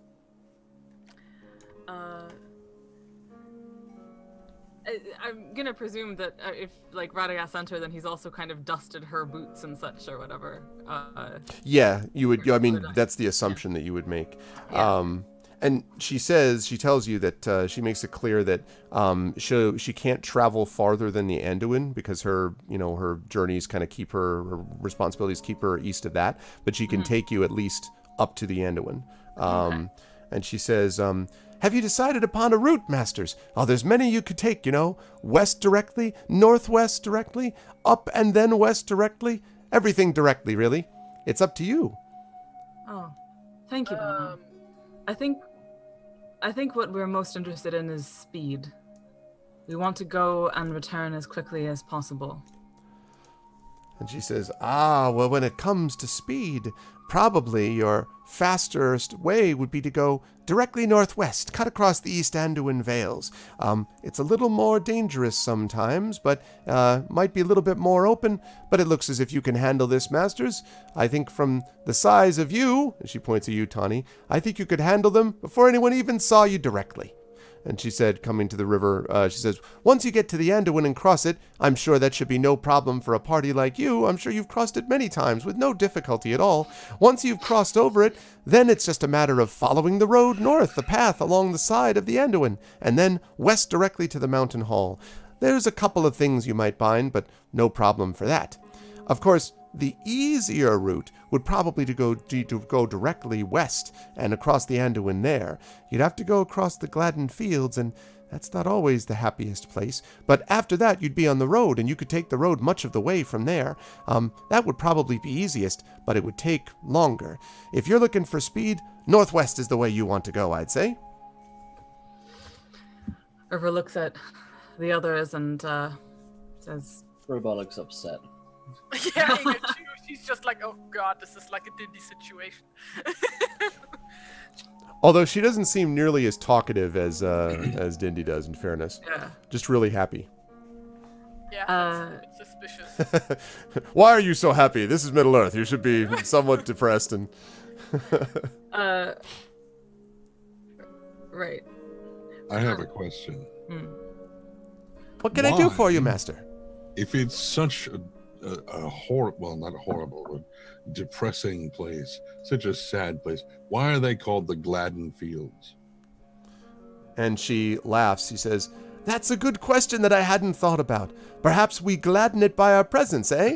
I mean, that's what I would do if I was there. But, since I don't cross over the river very much, I can't say. I'd love to hear what you think, though. Maybe you should just leave a flower every so often, just to cheer the place up a bit." Well, I'd gladly avoid that place, so I would say let's take the direct route, the fastest route. And she nods and says, "Whatever you choose, I am here to serve." Bana, have you been that way recently? Are we likely to encounter any trouble? And by that, I should also ask, are you familiar with fighting at all? Or if it's dangerous, maybe, I don't know, maybe you could just give us directions and we'll head on our way. And she says, "Oh, I think I can see my way around a weapon, as they say, if need be. But you need not worry about me. I spend much of my time on my own, and whenever I run into trouble, I can just disappear when necessary and return. I mean, I won't vanish on you completely, of course, but I..." And then she stops, and she kind of cocks her head and tilts her head as if she's listening to something. And then she's like, "Yes, well, okay. Yes, so I could do that, I think." It's as if she answered a question from somebody, but you didn't see anything around or hear anything. Does she have like a thing in her ear? And Yeah, exactly, like an earpiece. An earpiece? No, no. It seemed like she was like a listening to the squirrel wind. hiding in her hair or something. Yeah, exactly. Holding like a shell, like an acorn to her ear. No, she no. It just seemed to be tilting her head and listening to the wind almost. River looks slightly perplexed, but genuinely sort of likes this person and says, "All right, well, we should make haste before we lose any more daylight." Would you know where it is easiest to cross the Anduin? And she says, "Oh, easiest. Well, of course, the easiest would be all the way up at the ford that the Bjornings manage, I suppose, but it's autumn right now, and so it's not going to be as bad with the rain and with the swell of the river. Now, if you were here in the spring, oh, you wouldn't want to cross that, although I'm sure you've done that before." And she looks at all of you sort of happily. And she says, "But probably the easiest place would be if you go just north of the fork. You know where the fork is, don't you?" Oliver just kind of taps one on the table. and she laughs. She says, "Ha ha ha, that's good. I have to remember that one. No, not that kind of fork, silly. I mean a fork in the river. If you were to go up to the northwest, the river splits, you see, it goes around a pretty large island. But if you go to the north of that, the river gets to a pretty narrow point, or at least as narrow as it gets this far north. If you go farther south, there are areas, but then you get, yeah." She says, "But of course, if you go farther south, you can run into other trouble, and I don't know that you'd want to go in some of those places, honestly. Down there's some of the people there aren't as nice, let's say." What kind of people? And she says, "Well, bandits mostly. People that come from out of the wild. They serve cruel people, cruel masters. I've never actually served any myself, of course. I only serve the kind people. But I've heard rumors and stories, and they're not pleasant ones. Not at all. But no reason to dwell on places that we don't intend to go. Do you?" And for the first time, like, her smile slightly falters, like at the prospect of that you might want to go south to deal with these people. No, Bana, no. We have a task and we should get to it as quickly as possible. "Oh, good," she says. "I'm glad to hear it." I suppose the only question is where we want to cross. If we want to take the most direct route, we'll have a more difficult crossing of the river, but... It's like very close, actually, like super close to the direct route. I mean, so the one that's marked out in white, I think, like, isn't that... The dotted line is basically the one that she thought was the combination of safest and quickest. It's not the absolute quickest nor the absolute safest, but it's the best combination, in her opinion. Right. And you can certainly countermand her, but that's her opinion. Basically, it involves going up, staying to the east of the river, and then crossing over at that spot that you see right south of this topmost island right here. and then just basically heading directly west. That has the benefit of missing that whole area of forest where Valter's people were, although it may not be any longer, obviously. And the West Anduin Vale's in that spot. You've already been across that land. It doesn't mean you won't find anything, but it's not as big a deal necessarily. So. Right. Wait, Walter's people, didn't we deal with all of them, or did some people get away? Well, you don't know. I mean, as you recall, you actually left it after having burned down half of it. So how many of his people? When we fought them at the Gloomy Fold. I mean, that was as many as he brought. The assumption is that he brought all of them, but you don't know for sure. I mean, there may have been stragglers. Remember, you only went. The only one who went with them was, Odoric, who went with them, and so Odoric went with them from the forest all the way upwards. But you left and stayed basically ahead of where they were, so you didn't, because you were running away because of the whole fire burning down type of thing. And so, it's been a year since then, so that's true, and that's also true. Yep. Yeah, so it's been a year since then, so it's, even if Valter's people weren't there, if it's still a forest, which probably it mostly is, then it can still be a place where bandits congregate and stuff like that. Because of its proximity to the River Gladden and the Gladden Fields. And as far as that's concerned, there may be no Valter's people at all. You assume, by the way, Inga, that they've essentially been wiped out. But if there are a couple of stragglers, they might still be there. Remember, they only served him because he was the big, the alpha wolf, right? He was the one who was kind of led them all together. So yeah. And if there's rumor of a new one starting up somewhere farther north near Mirkwood, then people may well be drawn there like flies to shit. So but if they run into us, it's you do know who we are, right? Why don't you go sit down and get out? Would you like your home to be burned down too? Yeah. Oh, that's a good name for us, the arsonists. The The arsonists. The arfanists. The arvanists. Arsonists. Jeez. Yeah. We do have to come up with something at some point because, I don't think we told you this, Will. There may or may not be some work by some prominent cartoonist that may or may not show up on merchandise that may or may not be sold in relation to this channel at some point. So I need a mug. I need a T-shirt. I need a new phone case actually. So let's do it up. It's also got to have the what we're trying to think of is what the request was. Do you have a group name? Because my D&D campaign that trends in is called Infinity and Beyond, and I had just been calling you the Fellowship because but that's already taken in some ways. So we're thinking basically we're thinking AME. Colon, and then the name of whatever the group is, and then those individual things which Terry has control of, and she can do what she wants. So there would be no issue of a certain elderly son of Dr. Tolkien saying that you shouldn't be doing this. I can, yeah. Or we could buy the license for $10 million. That's a good thought. And then we just wait, I'm gonna go quickly count my change. I was just gonna say, I'm gonna look at my sofa and see what I've got that's left over. Yeah, basically make that back in pre-orders and yeah, right. That's true. We would make it back in pre. We do a Kickstarter, help us get the license for. Yeah, it's but we did. Well, that's the thing. I asked Cubicle 7, and they said, that the estate would not be wild about the idea of using Adventures in Middle Earth. However, there is nothing that says we can't use the letters AME, which obviously stands for Aardvark's mating every day, or something like that. And then right after that, we have the individual characters or this whole big character group. That is not anyone's thing, AME also in French means soul. There you go. See, that's what it is. And if anyone says it, we can be it means soul. you arrogant son of a. maybe not with the stereotypical French laugh. I don't know what you mean. All right. Anyway. Yes. Okay. So. Something to think about. Anyway. So the decision that we always end up having to make is how and where to cross the river. Yes. How badly will it be?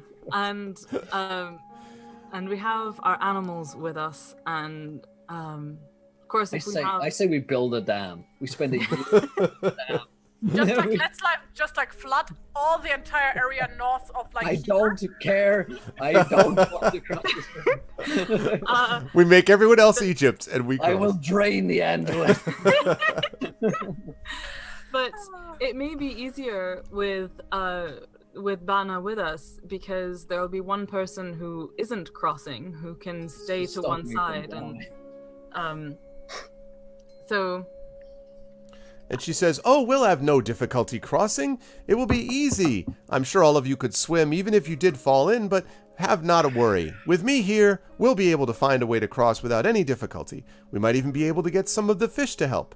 And assuming that the animals here can swim, can you, Master Horse? Master Dog?"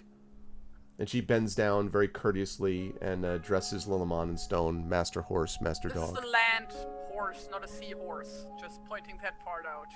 And she says, "Oh, I know. But look, he's strong and powerful. I'm sure he could cross if need be. Have you been across the river before, Master Horse?" And she sort of listens as yeah, well, Lillimon, yeah, exactly. This montage, but Lillimon, Lillimon actually, kind of nuzzles her hand a little bit, and she nods and says, "As I thought," as if he just said, "Why, yes," and so. River says, "Are you able to speak to the animals and be understood?" And she says, "Oh, well, I suppose we have our own methods of communication. I mean, they're just really people like us, aren't they? At least that's what Radagast always says. Lord Radagast, I should say. He sometimes says to forget the Lord part, but I feel strange not calling a wizard one of those. He's taught me so much about the animals and the lands of the wood. I was practically born here. In fact, my mother gave birth to me outside, and, well, I haven't really gone inside very much since. I know every place around here, every leaf, every tree, right down to where the pine needles are likely to fall. If you have some place you need me to find within this area, we'll do it." What? Yes? Quickly, we said. "Oh, I'm sorry. I don't mean to continue to talk. Yes, right away." And she, turns and marches off, immediately. You ever spend any time in what was the name of the pub? Yeah. Easterly Inn. The Easterly Inn. Yeah. And she says over her shoulder, "No, is it a nice place?" And she keeps you going. got it there. Yeah. No kidding. She's If moving you ever away. get the chance, you go by there. At this point, she's moving away from you pretty rapidly, having been given that instruction. Right. Have we actually made a decision about where we're going? And she stops and says, "Oh, what would you like to do?" The thing is now that the thing with the bandits was brought up, maybe it would make more sense to travel up the Anduin instead, and then go west. Literally in River's case, she's like, "Meh, bandits, whatever, so long as it's the fastest route," because she's pretty confident in our ability to fight our way out of a situation if we need to. And she's her father is potentially trapped by an evil wizard in a tower nearby, and she can't get to him until they do this. So she's quite just wanting to go. And she says, she stops for a second. She's like, "Actually, if you don't mind, River, I have a way to cross." And she kind of blinks. The river. She says, "I know where the woodmen have hidden some boats, and we could, in fact, go there, find the boats, and then swim, row upriver. Now, normally, during the spring and the summer, this would be impossible, but like I said, the river's nice and calm right now.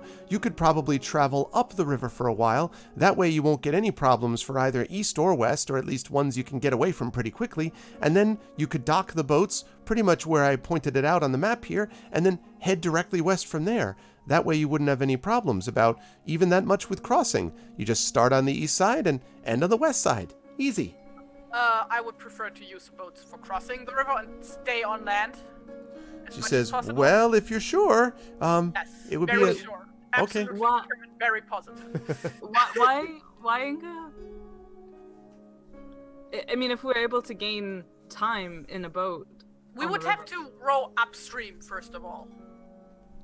And second of all, we would have to row, and we would have to be on a river.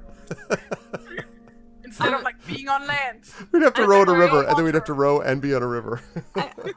I'm not sure what you're saying.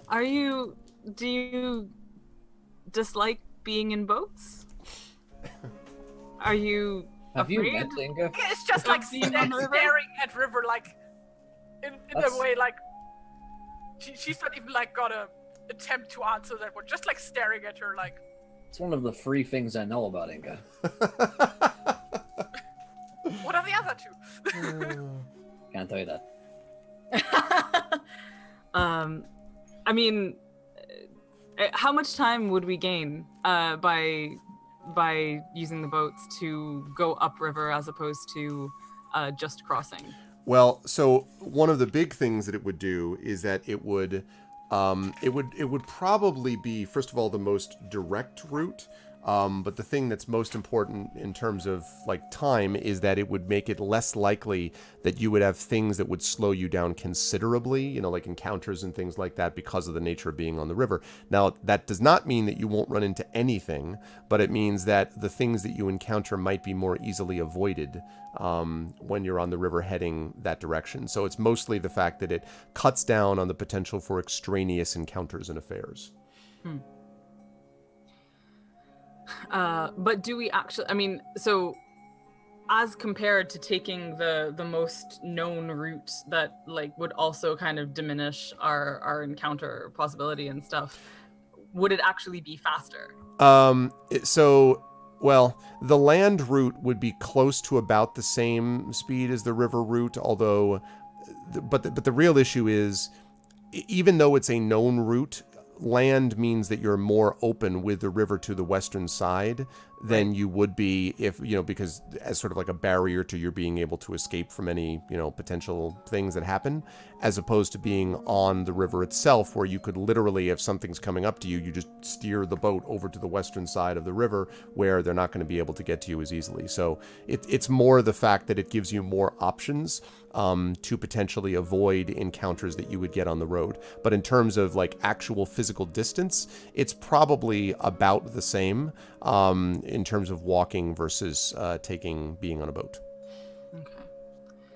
And will carrying the boats to the river slow us down? No, there's in little copse of trees like by the river that she's going to lead. She said that she could lead you to. Fantastic.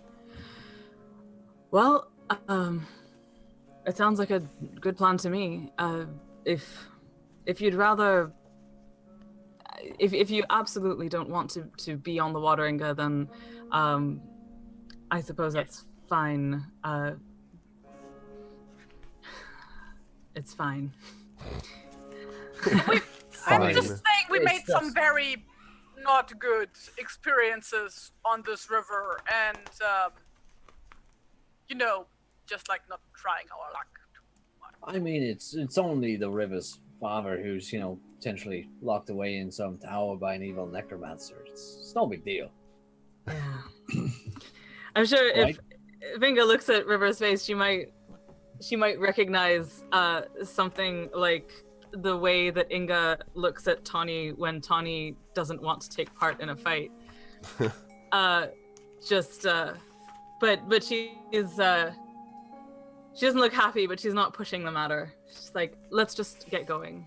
May I offer up a compromise? Sure. We go northwest to the river, to the boats. We tie all the boats together, and we leave a line running back to what the heck is this girl's name? Bana. Banna. Okay, back to Banna so that she can pull the boats back to her side. We then cross right there, and we make our way northwest through the forest on the fastest route. She pulls the boats back. We're on the other side. She's got the boats back. She goes wherever she needs to go. Isn't that just like the same thing that Inga wanted? The just Yes. crossing We don't it? have to row. We don't Yeah. have to row all the way up the end of it. We just Yeah. cross right there. No, I think that was the idea. It's just that if we stay on the river, then that's like the diminishing encounter situation, Right. as opposed to just crossing there, which was like the debate. Which it's not about like whether we use the boats to cross; it's about whether we use the boats to navigate There upriver. or up the river. Okay. Never mind. I retract the the statement. Let's just make it to the boats, and then figure it out. And she says, that's a good idea. The trip itself is going to be the same either way. This farce part shouldn't be too difficult. Really nice open terrain, very comfortable. All right. Okay. Anything you want to say to anyone before you depart, River? I mean, I was assuming that she'd, if we're already outside and stuff, that she'd have already said her goodbyes to her mother. Okay, I just was curious what you said to her, basically. I can write that. I mean, I didn't. I had a whole thing in mind. Okay, I didn't want to take it away from you. Is my point. Okay. If you so, but you don't have to. I didn't want to. I don't know. I'm just I'm watching the clock, but Oh, okay. That's fine. That's fine. We can also. There's the thing. Like there's a really difficult conversation that I imagine they'd have to have and stuff, because her mom wouldn't be wild about her leaving the place and stuff. So just tell me that's fine. Then you don't have to go. We don't have to role play the whole thing. Just tell me what you think is the sort of end result of what that conversation is from her point of view. Like, what did she want her mother to understand most? She most wanted to understand. So there's. And I'm sorry, I'm torn between the it's such a rich tapestry of conversation in my head that would be cool to play, except it doesn't feel like the moment to do so. Okay. Then mostly, don't. You're going to have a chance to talk to her again. I mean, so this is not like you don't have to feel like this is your last shot to talk to her. No, it's just that I don't know if there's any. Mostly, so there's this prophecy that River is going to die in battle far from home.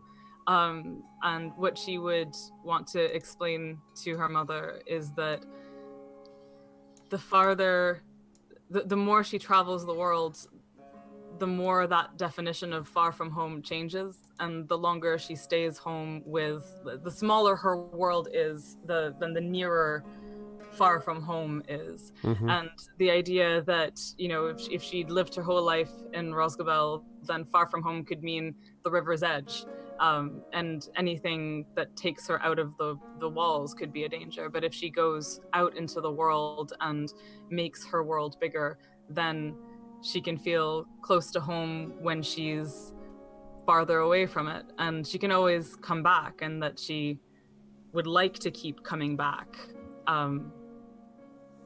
So long as she'd want to understand why her mother never writes to her and stuff like that. Right. I think the gist of things. But I think the basic sort of feeling that you get from your mother is your mother, who was herself a wanderer, and in fact you may not even know that your mother wandered more than she had ever told you.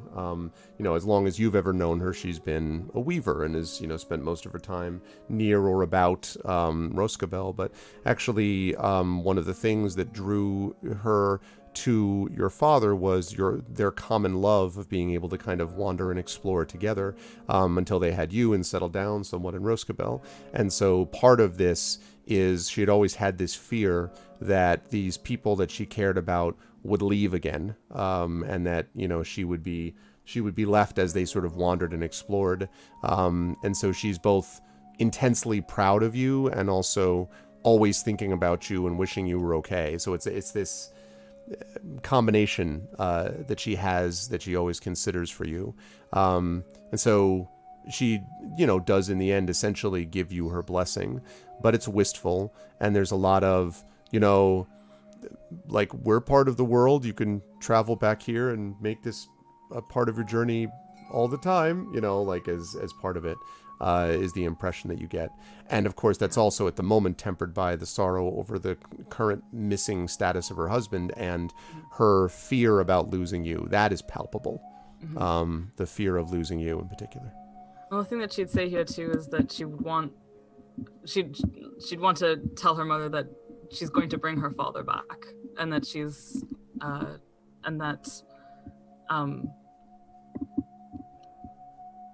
while they're going to try and do it as sensibly as possible, that they're going farther away now in order to try and make that possible. Mm-hmm. And she says, she would say, I'm glad you want to bring your father back, child. just please make sure you bring yourself back, okay? Okay. And hug, kiss on the cheek, etc. She does give you one little thing that she had made, which is this beautiful, what it really looks like is a sash, like a woven sash that goes around the waist. And your mother says that she had worked on this pattern for a long time. It has these swirling waves of blue that are woven within it.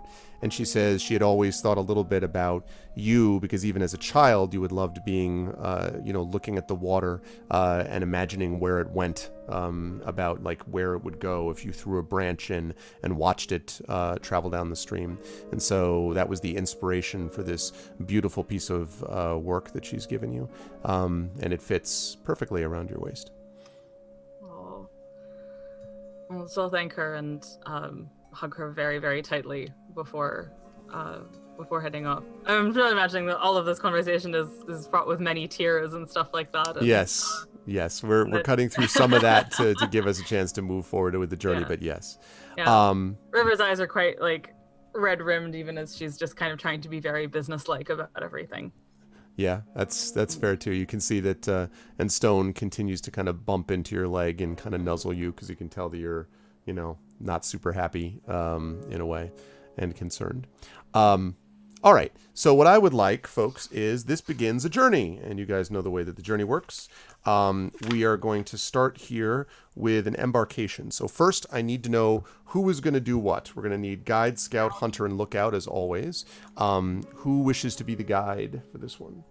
Don't we? Isn't Banna our guide? She is a guide, but she is not the party guide that will be with you for the whole journey. So Okay. you need an additional Probably- person to cover that spot. Probably And what- Robarden, having been in that role before. Okay. Yeah, I always Unless- forget which role we usually take. I write Yeah, it we should down. write this down. Last Hunter, time please. it was guide Robar, scout River, lookout Inge, food Tony. And Okay. then there was scout Inge, hunter Tony, guide Robar, and lookout River. Oh, so it changed a little bit. So What- Yeah, what is- because like now Inge is like officially a scout, so like, Right. class-wise. So that's why that changed. That's right.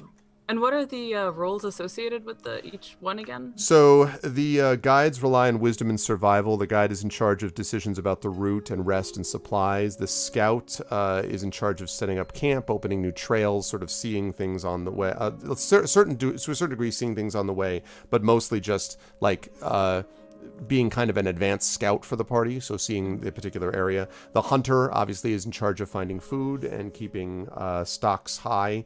And scouts, by the way, rely on stealth and investigation. Hunters are all about survival checks. And then the lookout is in charge of keeping watch. And the lookout is all about perception. So And what was the last one? The fourth one? lookout is perception. Hunter is survival. Scout, stealth and investigation. And guide, wisdom and survival. Right. Right. Cool.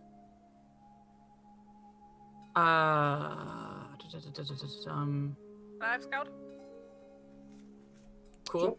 Okay. That can be the guide. Okay. Hunter was what, survival? Yeah, and I think Tani was the hunter. Okay. Before, yeah. All right. Well, by process of elimination, that There you go. leaves. Look. Out. I'm just looking at the sheet going, what is best? But I think it's sort of even most ways. So what is? Okay. I can't seem to hold all of them in my head at the same time. Okay. So Inge is the scout. Robar is the guide. You, the river, are the lookout. And Tani is the hunter. I was about to say Stone because he's on my list of characters. I'm like, and Stone is the dog. Like, it's like, and the horse is what, Sidekick. and Lillimon is the Trusty horse. mascot. Let's see. Yeah, it's just I need to make sure. How many hit points does Lillimon have? I'm just kidding. I'm just kidding. I'm just kidding. I'm just kidding. So you He already knows. screw you. I've already figured it out. It's fine. You could just get horse armor. It's the AME DLC. Okay. Oh, I remember that. I remember Yeah, that. exactly. I was Ingo, there for Inge that. will remember that. No. I mean like the whole like horse armor DLC. No, I know. I remember. Okay, so excellent. So we have that all set into place. Okay, you've decided the route. So this first portion of the route is going to be from Roscabel to the River Anduin, about 60 miles or so. And so I will ask the guide, Robar, to make a embarkation roll, which is a single D12, and it's modified by your survival proficiency bonus, okay, plus half your wisdom bonus, minus the peril rating of this, and the peril rating of this part of the journey is 2. Okay, so my survival bonus is +5. My wisdom is a 3. So round down or round up? Round down. So 1. So +6 minus, was it 2. 3 for the peril rating? 2. Okay. Minus 2. So that means 4 is what we're looking at. 2012 plus 4 is 11. Nice. All right. Okay. So, that means you embark with, and maybe it's the presence of Bana, maybe it is the feeling of sort of comfort after having been with family. But the company embarks with light hearts and a sense of hope. You are resolute. You are determined to cleave to your path, regardless of hardship or setback. And accordingly, this is important, each member of the company has advantage until the first time they fail an ability check during this journey. So when you fail an ability check, the advantage is gone, but otherwise you will have advantage until that happens during this journey on ability checks. So... Oh, is that the... Oh, is this... Wait. Have advantage... Okay, never mind. Sorry, this is separate from Radagast's thing. Yes. Alright, cool. Yes. But anyway, so nice beginning. Okay. So now that we have done that... No, we don't do that.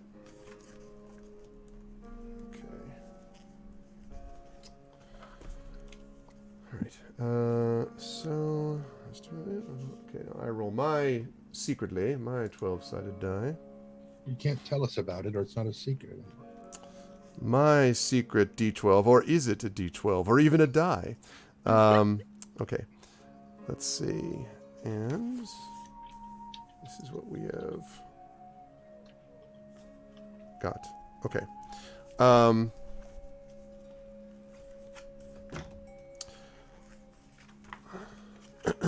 All right, so you set out with Bana, heading by, and for much of the journey, as you are on the way over, you don't encounter anything problematic, really. In fact, everything seems very calm and peaceful. Birds fly overhead. You see kind of occasionally a rabbit kind of scurrying through the high grass and disappearing. Once in a while, a groundhog kind of lifts his head, looks around over and then sort of disappears again.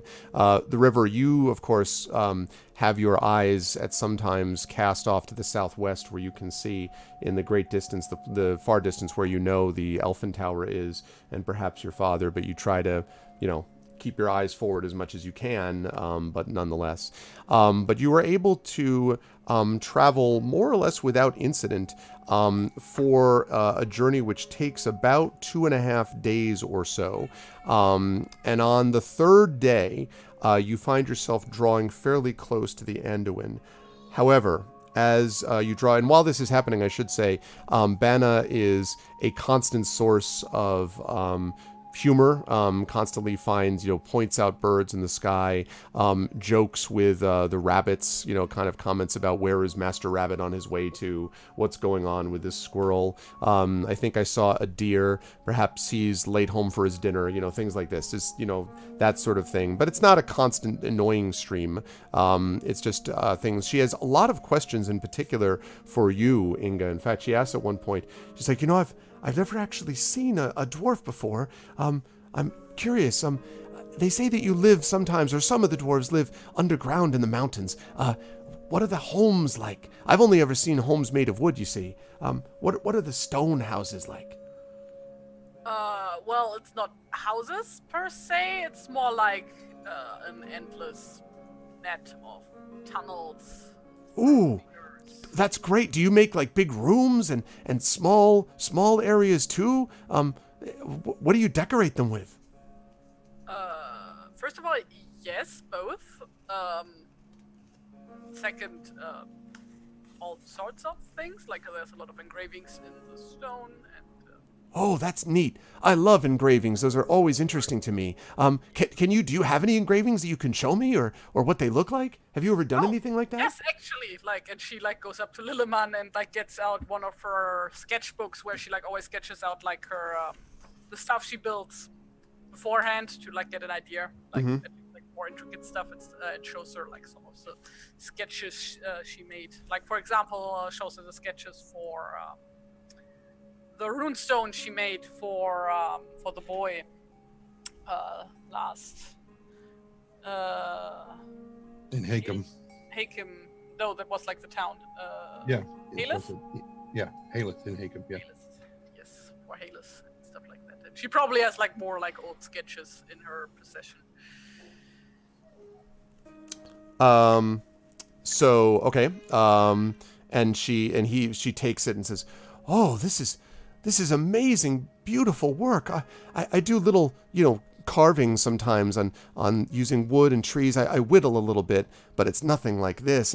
Mine feels like child's work compared to this. Oh, I would love to learn how to do that someday, to engrave on stone. Oh, and leave something behind that people could find 100 years from now.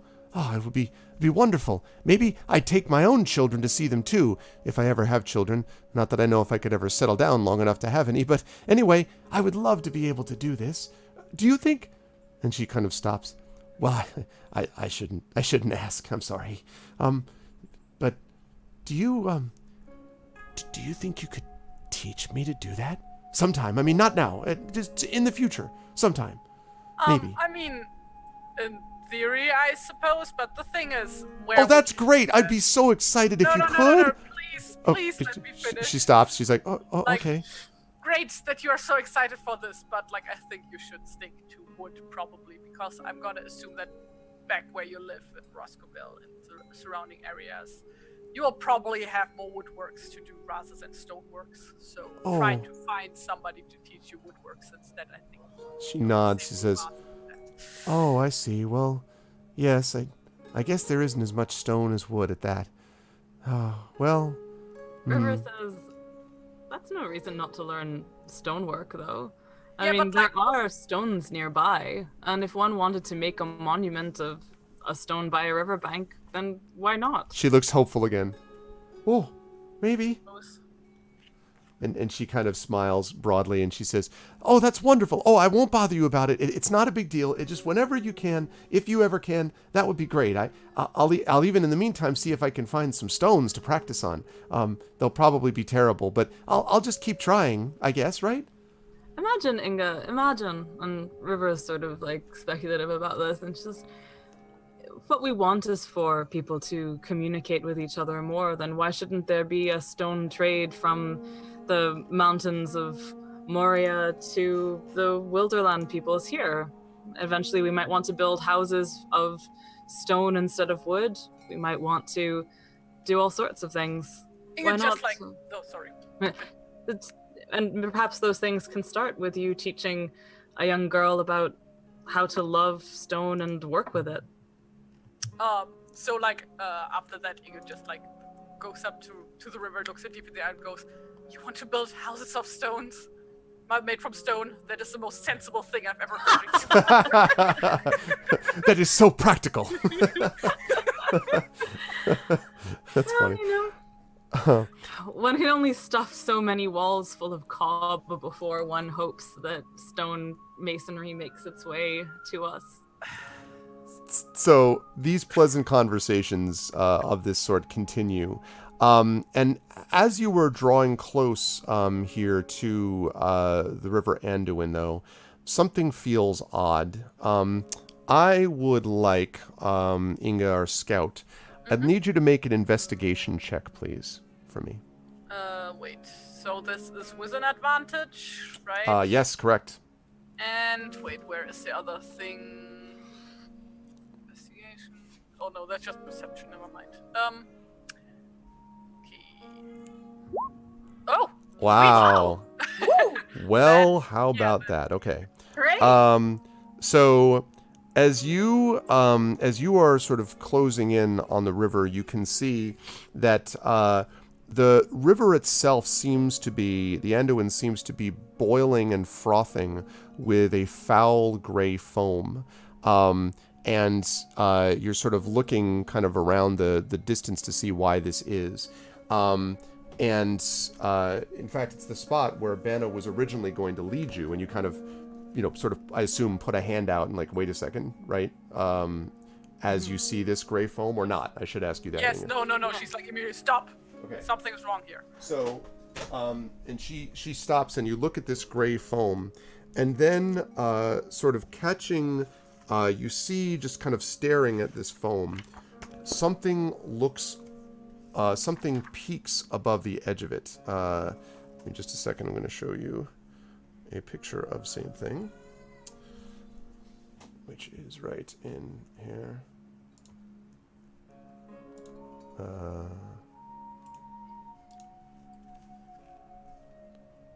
There we go. This here.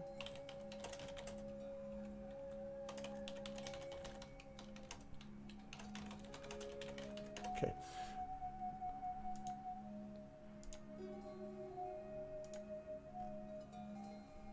Okay, good. Yes. The reason I'm taking this time is because this picture would determine what you were going to do, if anything, with this thing. So let's see, and then this, and then okay, and then this.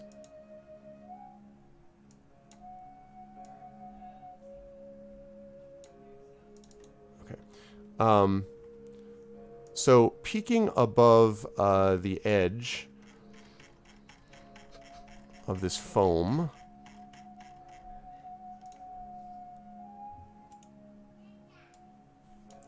you find what I'm going to put on stream here with a window capture.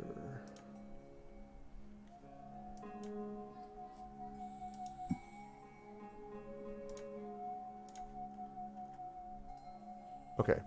I'm going to alter it right now. What? Yeah. Ah! You see That's this. not good. You see this green-haired thing, that is, just sort of pokes its head above just the top of the spot there, and then looks around, yeah, and then ducks its head down below. And as you're looking, you actually see two more from that same area of the boiling water kind of poke its head up above. Now, if all of you want, you can make nature checks to see if you know what the hell this thing is. Robert Picardo.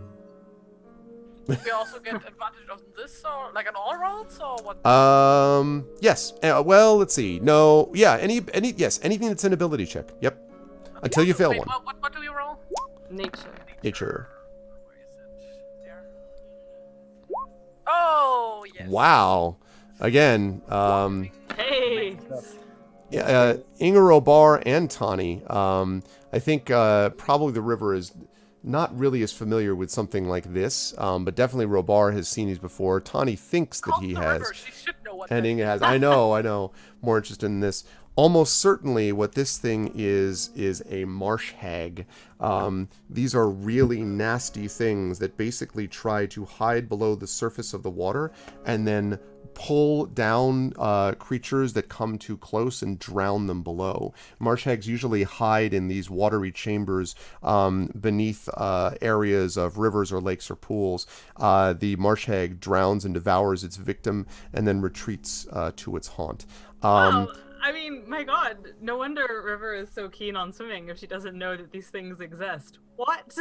Yep, and sometimes, this is one of the reasons when people talk about, like, oh, they disappeared and were never seen again. Well, sometimes this may be the reason why. And so, basically, if you had tried to cross the boats there and had not noticed this, well... Bad things. Bad things would have happened. Did these things notice us, by the way? No, No, okay. they do not. Do they? How do far? Oh, sorry. I was gonna say, do the people who actually know stuff about them know whether they can leave the water? They can, but they really dislike it. They can do it, but it's not their thing. Also, they don't moisturize me. Yeah, exactly. Plus, they like, oh, the air. Plus, they don't like going far away from their caves and haunts. So basically, when you see it and point it out to Banna, and it's like, ugh, a beastly thing. I've only heard about them, but I've heard that they won't go very far. If we just go to the north here, maybe a quarter of a mile, they won't follow us any further. And you can see that, in fact, that right, and they haven't spotted you yet because of where you are. No, English says that to Banna. Right. Okay. Oh, and she says, well, yeah, I guess that's true. I personally would suggest we turn around, walk back a bit, and then go north to make sure that they can't spot us. That seems like sense to me. Can we still get the boats at this point, or? You actually had not arrived quite to the spot where the boats were, so they are to the south of that, so you can essentially go. The boats should be out of their vision because they're about a quarter of a mile, she said, up to the north, which is where they are. So fortunately, that's the case. The place where you're seeing this, so the boats basically these are all very large areas, but like around there, the spot where you spot it is where you spotted these hags is right here in a spot where the river comes together and kind of swirls before it heads down to the south. And so that may be why the hags were attracted to this place to stay, because it's where, the spot kind of swirled there and the current wasn't as strong where they joined together. Mm-hmm. Those of you watching at home who don't know where he's clicking, it's because the spot's I beg your pardon. under the picture of the hag. My bad. There we go. I was just trying to make the hag very clear. I would suggest we try to sneak up north, get the boats, and try to get them a bit farther north and then cross. Because we do not want these things to cross, to notice us. And I'm assuming they are pretty fast swimmers too, so if they do that, then can move almost as fast underwater as you can on land. Yeah. Really pleasant. How about we just kill them? River's like, you have arrows, don't you? How big are these things?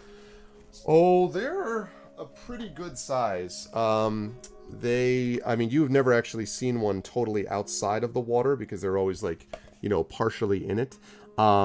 They are probably about Tawny size, maybe a little shorter. They bend down close to the ground a lot when they move on the ground, but they have these iron claws. And sometimes that when they're confronted by a group of people, usually there's more. A lot of times they live on their own, but when they have a group of people, there's usually a couple of them that are sometimes about that will work together in those cases. One of them will grab them while the other one basically tears them to pieces with their claws. I don't think we need to provoke them, but I think we can be prepared to attack them if they notice us. Yeah, but we should the problem is if they notice us while we are in the water. Right. No, I definitely think we should go farther north before launching the boats, but I think that we should just proceed as we were going to. Get the boats, go farther north, cross, and then Yes, that's what I said. Okay. There's no discussion. Let's go. Yeah. Okay. So you do this. And who are the two that are there two people going to get the boats? You're all going, just being careful, stealthily, I assume. Is that? Yeah, You want Lilliman, secretly crouching? Lilliman stays with Sexbeck, the others, because ponies are not known for their sneaking abilities. They're stealth. Stealth pony. Stealth hooves, Yeah. Yes. Clickety clack. No. And clearly, what you need is a Shetland. I see what you did there. Well done. Well done. Nice work. Good. Nice work. Yeah. The slow clap. So, if we want to have just a couple people go downriver, we'll volunteer to go and get the boats. Okay. You have not seen their heads. You have not seen their heads pop up again since that first time. There's still the water is, and it's clearly boiling and broiling in a particular spot too. It's not, around the outside because that area is fairly calm for the most part. So as you head up there to the north, and thank you for The follow Dragon Turtle Gaming. Welcome to the Argonauts. As you head to the north, you are able to get over to the boats, which have been cleverly concealed, basically in, as Banna had said, this small sort of copse of trees. And you find something else also. When you pull out the boats, you also find what looks like this shining clear jewel, basically a shining clear gem. And Banna says, "Well, you look at that. Well, I hadn't expected something like this." And she has a big smile on her face. And she holds up the stone, and it catches the light, and the light glitters. And those of you who are down south sort of waiting, even from the distance of a quarter mile, can see this glinting in the sun. And Banna says, It's the Arkenstone. Yeah, exactly. Exactly. And she says, "Thorin's own." No. She says, "I hadn't expected this. Here, let's get them to come to us." And she to basically says, "Let's go get the people and bring them up to where the boats are." Sorry. In my head, the boats were we're going to head north anyway, right? Right. I thought never mind. I thought the boats are not. No, the boats are not where they are. The boats are a little. If you want to send the people ahead and then move the boats up a little farther north, I guess that's what you meant to do. So if you're doing that, that's fine. Yeah, that's fine. Okay. Still the glinting. Makes sense to go north and then bring. Yeah, that's fine. That's fine. So that's fine. So you bring the boats up to them. But as you are bringing the boats up and you see this sort of glinting, there is at one point, it almost feels like not a laser beam, but like a shaft of light that goes through, and it touches the water. And all of the Anduin, at least as far as you can see, glows. And there is kind of a, down where the broiling and boiling area was, there's a hissing, a kind of a SS, and then they sink below the surface. The broiling vanishes completely. And Banna smiles as she turns to you, River, and she says, "It's a journey stone, it is. These are elvish make, and sometimes they leave them as good fortune, tokens of good worth. Having one of these means someone's looking out for us." River just looks completely awash with wonder and has never seen one before, and just reaches out to hold it and stuff, to just be dazzled by it. Mm-hmm. Is this the stone we found another time that Robert and I found, or is this It does not look quite the same, no. The stone that you found was different. However, it's about the same size, but that other stone was not nearly as bright as this one is. Is it clear? Yes. Or is it, yeah. It's clear. Yep.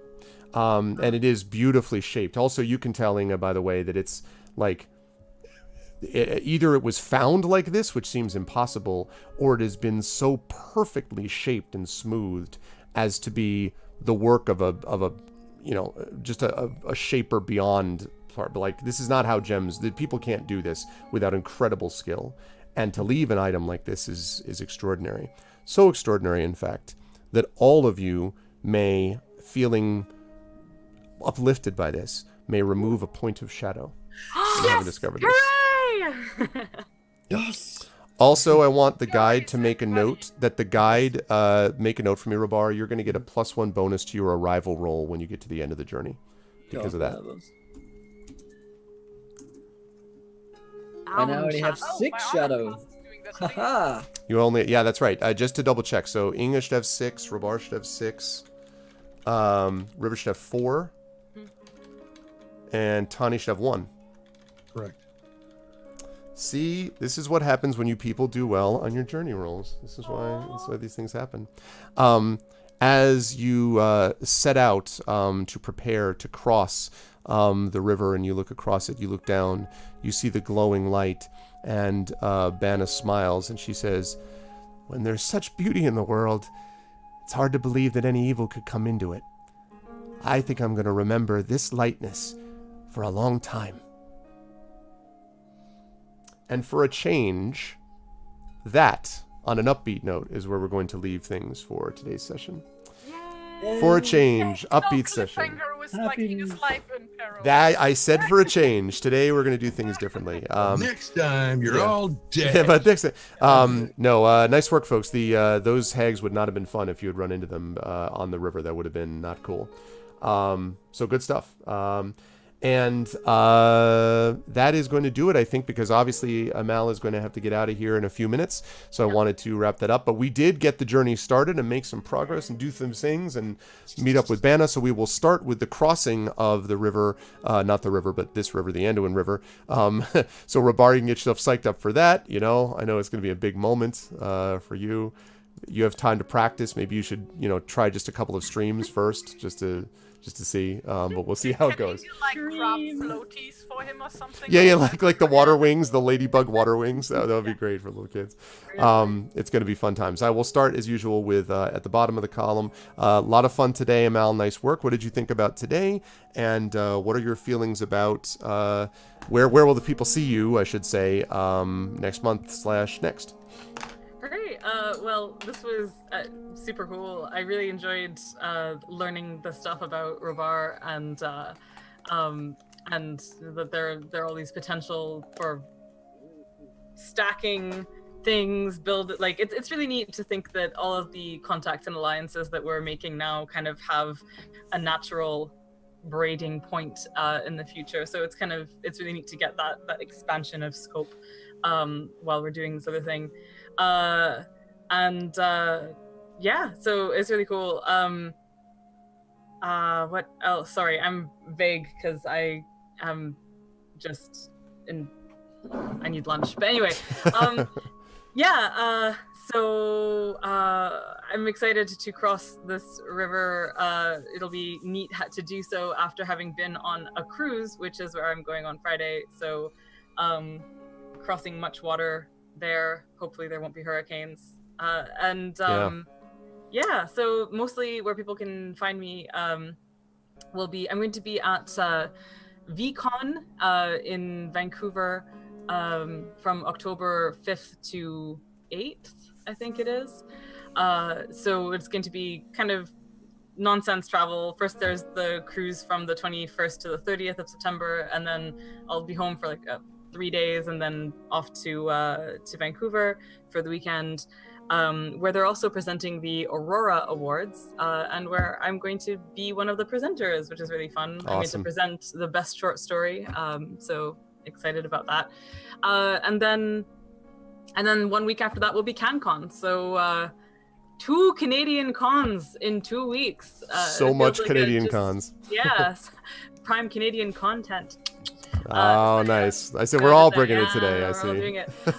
So anyway, so that's where you can find me for the next little while, and I really, really hope to see some people coming to CanCon. I think that'd be awesome. It's such a great con, and I saw the CanCon Twitter account saying yesterday or the day before that they only had 100 tickets left, which is really, really cool. Yeah. A month out.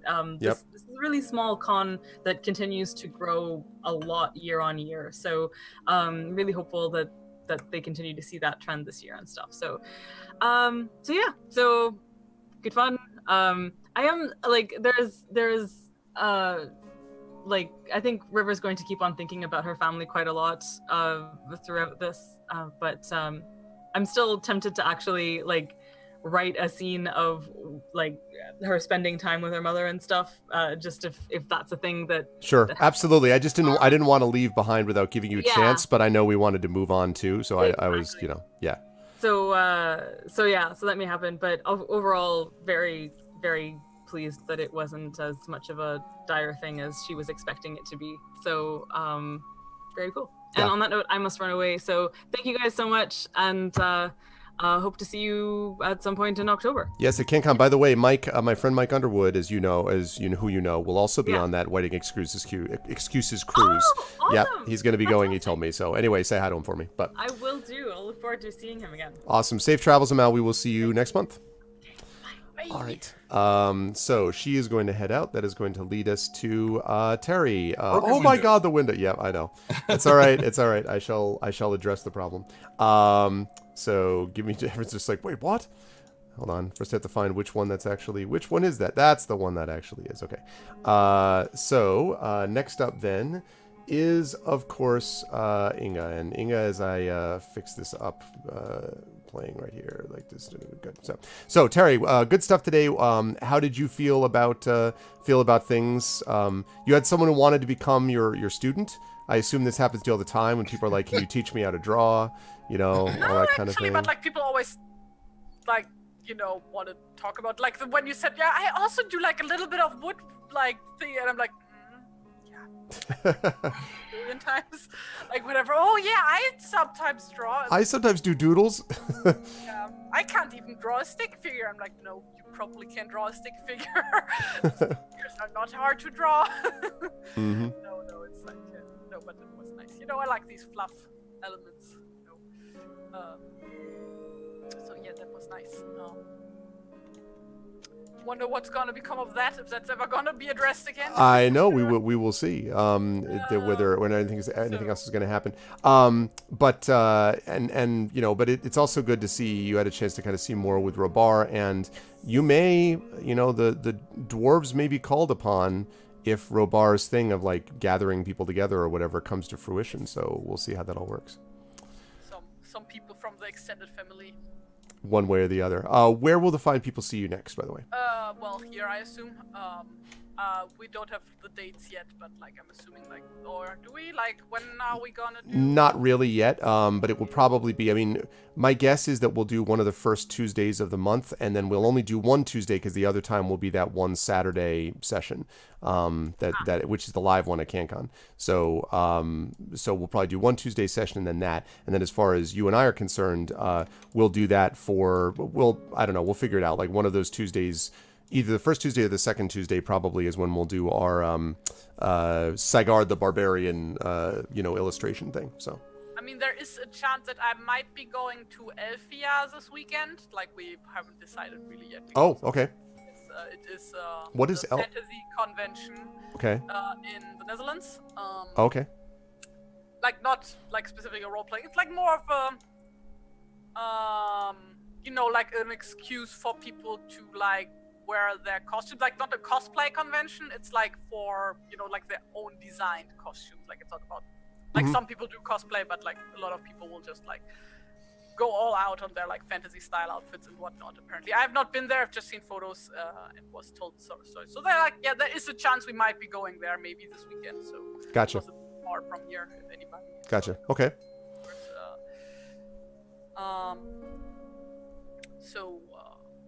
Yeah. And yeah, like aside from that, as like next time here for more Lord of the Rings D&D or for Rhaegar? What was his name? Sagard the Barbarian. Yes. That's gonna be awesome. I'm gonna be doing a whole I'm gonna read the whole thing. Is just be like, you march forward on the mountainside. Like that whole thing is just gonna be talking like this all the time. By Crom is gonna be that. I'm looking forward to it. But thank you, Terry. Good stuff today. And yes, I'm looking forward to this. We have, I should say, by the way, that we've gotten more stuff on Robar's family, which we'll talk about in a minute. We've heard from Tani. We've heard, of course, more about the Rivers family. But the revelations that Inga had some time ago about what happened with her husband and everything else, those family occurrences and connections and stuff with Erebor is going to happen. Believe me, there will be stuff that will involve Ingo quite a bit. So especially when the adventure passes to the east of Mirkwood a little bit. And you're heading to mountains right now, actually. So there's that too, but we'll see. Anyway, but thank you, Terry. Good stuff today. Will, you had, we finally got a chance to get your part of the fellowship phase out. What'd you think about today? It was good to see you have some chance to kind of chat with Black Tom about some serious stuff going on with the Stones. Yeah, I loved it. Yeah, I loved to hear more about Robar's past and about this sort of quest that he has now to win back his family lands, and probably I think Robar's sort of end goal is to sort that out with Vigland and probably to think about sort of settling down in some kind of like farmer king lifestyle where he doesn't have to speak to too many people. he still kind of has his family brought back to him. So Okay. yeah, that was really awesome. And I'm looking forward to the next one and to CanCon as well. I've got to make sure, which weekend is that again? So it's October 12th, and let me get the date up again. It's October. It's October 12th and 13th. Our thing is October 13th, and it starts, I believe, at 7 p.m. Eastern, if I'm not mistaken. Okay. Well, yeah, I'll definitely make my way down to Ottawa for that. So, I'm looking forward to the live session. That'll be fun, and getting to meet people. And sounds like there'll be some cool folks there. So I'm looking forward to that. The next time you find me is like tonight, because I'm gonna go back to bed and take. Because tonight at 5 I'm playing some Vampire the Masquerade on Twitch TV/Encounter Roleplay. It's my first ever game of that, so I'm excited for that. Other than that, you can find me on social media at Encounter RP. I think I'll probably be taking a sojourn from that in a little while. My own fellowship phase from social media, I think, is drive me insane a little bit, but you can follow me there if you so desire to keep up the things I'm up to. But I'm looking forward to our next session and to see where Grumpy Robar goes next. Awesome. Thanks, Will. Good stuff today, as always. And yes, definitely follow Will on all the things. It's good to have him back with us. Moving right up the line, last but certainly not least, of course, Tren, good stuff today as well. I was interested to see what it'll be like if you ever have to go to the Bjornings, and like if you ever hear this thing about, I have this person I want to fight, and I can't imagine Tani being like, again with the fighting, thing happening, but it always seems to happen. But anyway, how did you feel about stuff today, Tani? Tren, how did you feel about stuff today, Tren? And thank you for getting up this early, by the way. How do you feel about stuff today, and where will the fine people see you next? It was nice to kind of be able to, cover the camera and sit here and have breakfast and watch, the stuff with Robar develop, and sit there and kind of go, ooh, and then somewhere in the back of my head, I guess it's because he was called Black Tom, I always presumed that this was a bad person that they were going to find, and so he gets up there and it's like, oh, he's actually a decent, okay. It's just rough and ready type. Yeah, exactly. I was like, the black comes from the black beard and the hair. Yeah, I figured that out when you described the black beard. I was like, oh, okay, that's probably right. And then you kept describing him and the various people around there, and I was like, oh, this is where I find my husband. Yeah! I was like about to go, oh, Tommy, what are you doing here? Yeah. Nothing. I'm just baking honey cakes.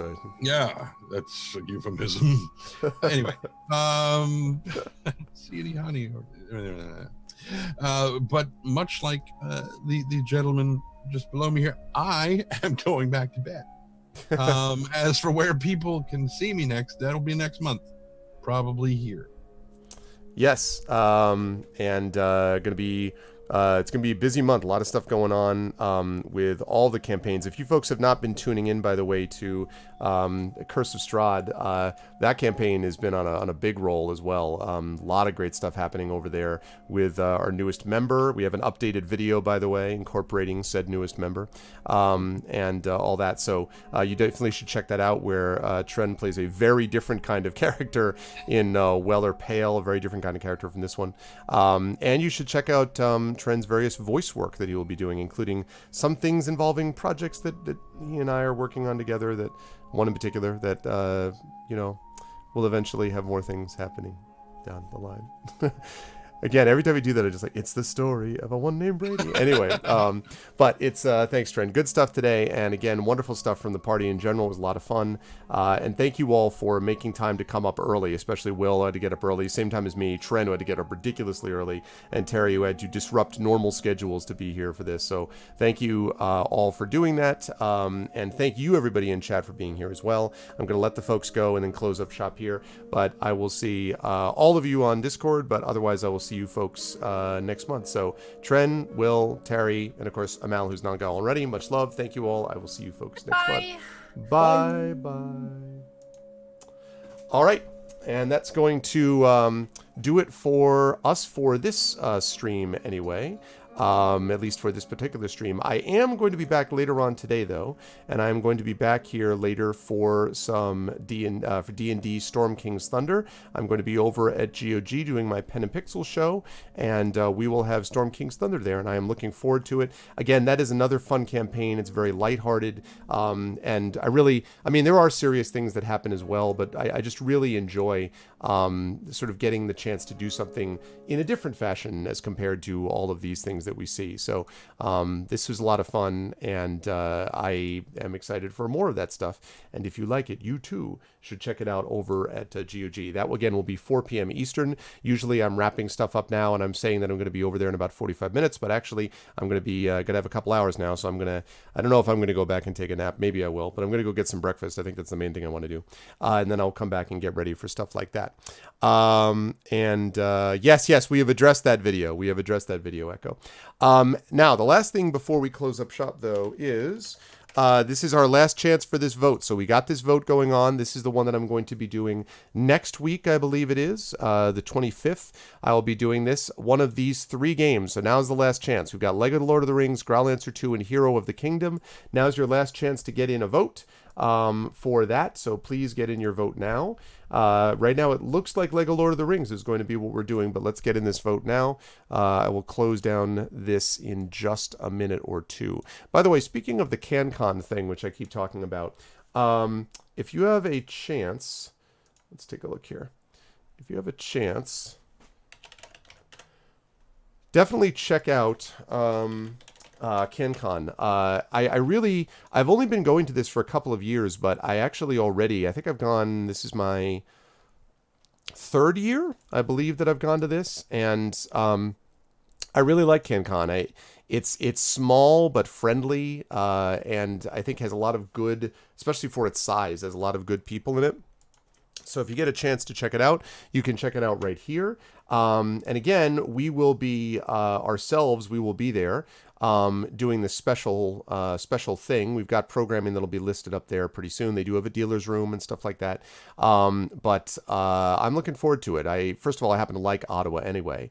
And I'm looking forward to getting the chance to be there. Amal will be there as a special guest as well, and so I am excited to have a chance to see Amal again. She's always there because she lives in Ottawa, but I'm excited for that, and I'm excited to have a chance to meet up with some of you. I know Brahms is going to be there, small but friendly like most Canadians. There you go. Brahms and I actually took a picture of each other that Brahms tweeted out. I guess it was a couple of weeks ago, that had both of us in these, because we were both wearing these vests. So that was cool. So I'm looking forward to seeing Brahms again there. And of course, Jagtress is up there usually, so I will see her, I imagine, and some other folks too. So if you have a chance to get into Canada, if you're from Canada, or you feel like taking a trip, Ottawa's a beautiful city, you could head up that way. The way that I go usually takes me up through the Thousand Islands, basically, up through those areas, which is just really beautiful. And in fact, this is 100% true. Last year, when I was coming back from that, so it was, I think it was last year, and I was coming back through that, and it was October 2017. We're in the misery that is our current United States administration, and there was a serious part of me that was traveling down that saw this beautiful like islands below and everything, and I was just like, man, could I just get my family and just stay here? Could I just stay? I'd love to live on can I just live on one of those islands, please? Like, I have that, I'm sure that's completely unviable, right, in any respect, at least in the immediate future, but man, it was one of those like fantasies that I'm like, because man, that would be great. If I just like, this is so peaceful, and it's so not garbage fire like Washington, D.C. currently is, and all that. But anyway, I really enjoy that trip. So, and I love being up there and getting a chance to speak on a couple of panels, which I'll be doing. Of course, I think I'll be doing a reading as well, I believe. I'm not sure about that. I know I have a few panels. And then, of course, as I said, I'll be broadcasting on Saturday, streaming Adventures of Middle-earth in front of a live audience. So now will the time be. So I'm looking forward to it. It's going to be a good time. And hopefully you folks will be able to make it there as well. All right, last call on the Patreon Fueled Chat Chosen Game of the Month. Last call. Going once. Going twice. And all right, that's it, people. Lego The Lord of the Rings. The people have spoken, and I will be playing with blocks and rings. I'll be playing with the Lord of the Rings, Lego Lord of the Rings, for the Patreon-fueled Chat Chosen Game of the Month, which will be next Tuesday, so that will be awesome. So as for me, I am heading out now. I will be back at 4 p.m. Eastern over on GOG, so we're not going to do a raid right now. I hope I will see you all at GOG, 4 p.m. Eastern today for D&D Storm King's Thunder. After that, I will be back on my own channel on Friday evening, when we will be returning to the world of Esper Genesis. That is going to be really cool. We will have the full crew again, and I'm going to be excited about that. I have a surprise planned as well for that, so that's going to be awesome, and you will not want to miss that. That's going to be happening on Friday, and then Saturday at 6 p.m. we've got Masters of the Dungeon starring Grimjack, the awesome DM, Greg is his real name, who plays Assignment Impossible with me once a month. He plays Benjamin Voss. He will be with us on Friday as our special guest, along with Askren and Dave, the digital DM, as always. That'll be 6 p.m. And then 8 p.m. after that's over, I will return to Lone Wolf HD Remastered. And my plan is to finish Lone Wolf HD Remastered. I don't know if I'll do that day, but I mean, I hope to. My plan is to try to finish it soon. And then after I finish that, see about possibly finishing Toonstruck if I haven't done so already. And then it depends. If Bard's Tale 4 is not great, then I will end up, like if I discover that it's not very good, then I will end up playing Deus Ex Human Revolution. Yes, I will do that. Sure, Ali Freeborn. I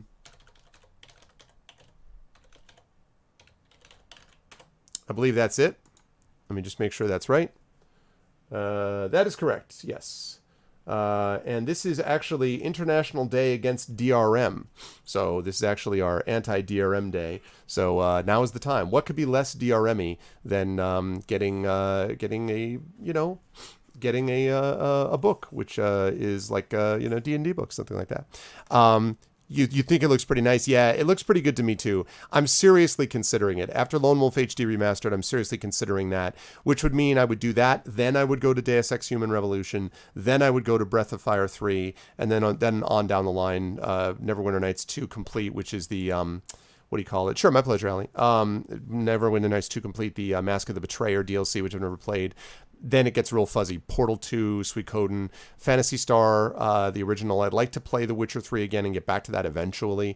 Wild Arms, I'd like to give a shot to, and things like that. So I've got other choices down the line. I like how Mass Effect Andromeda is currently holding on at the very bottom of games to try. So I don't know. We'll see. Yeah, AC Origins is in there too, Brahms. AC Origins is in there as well.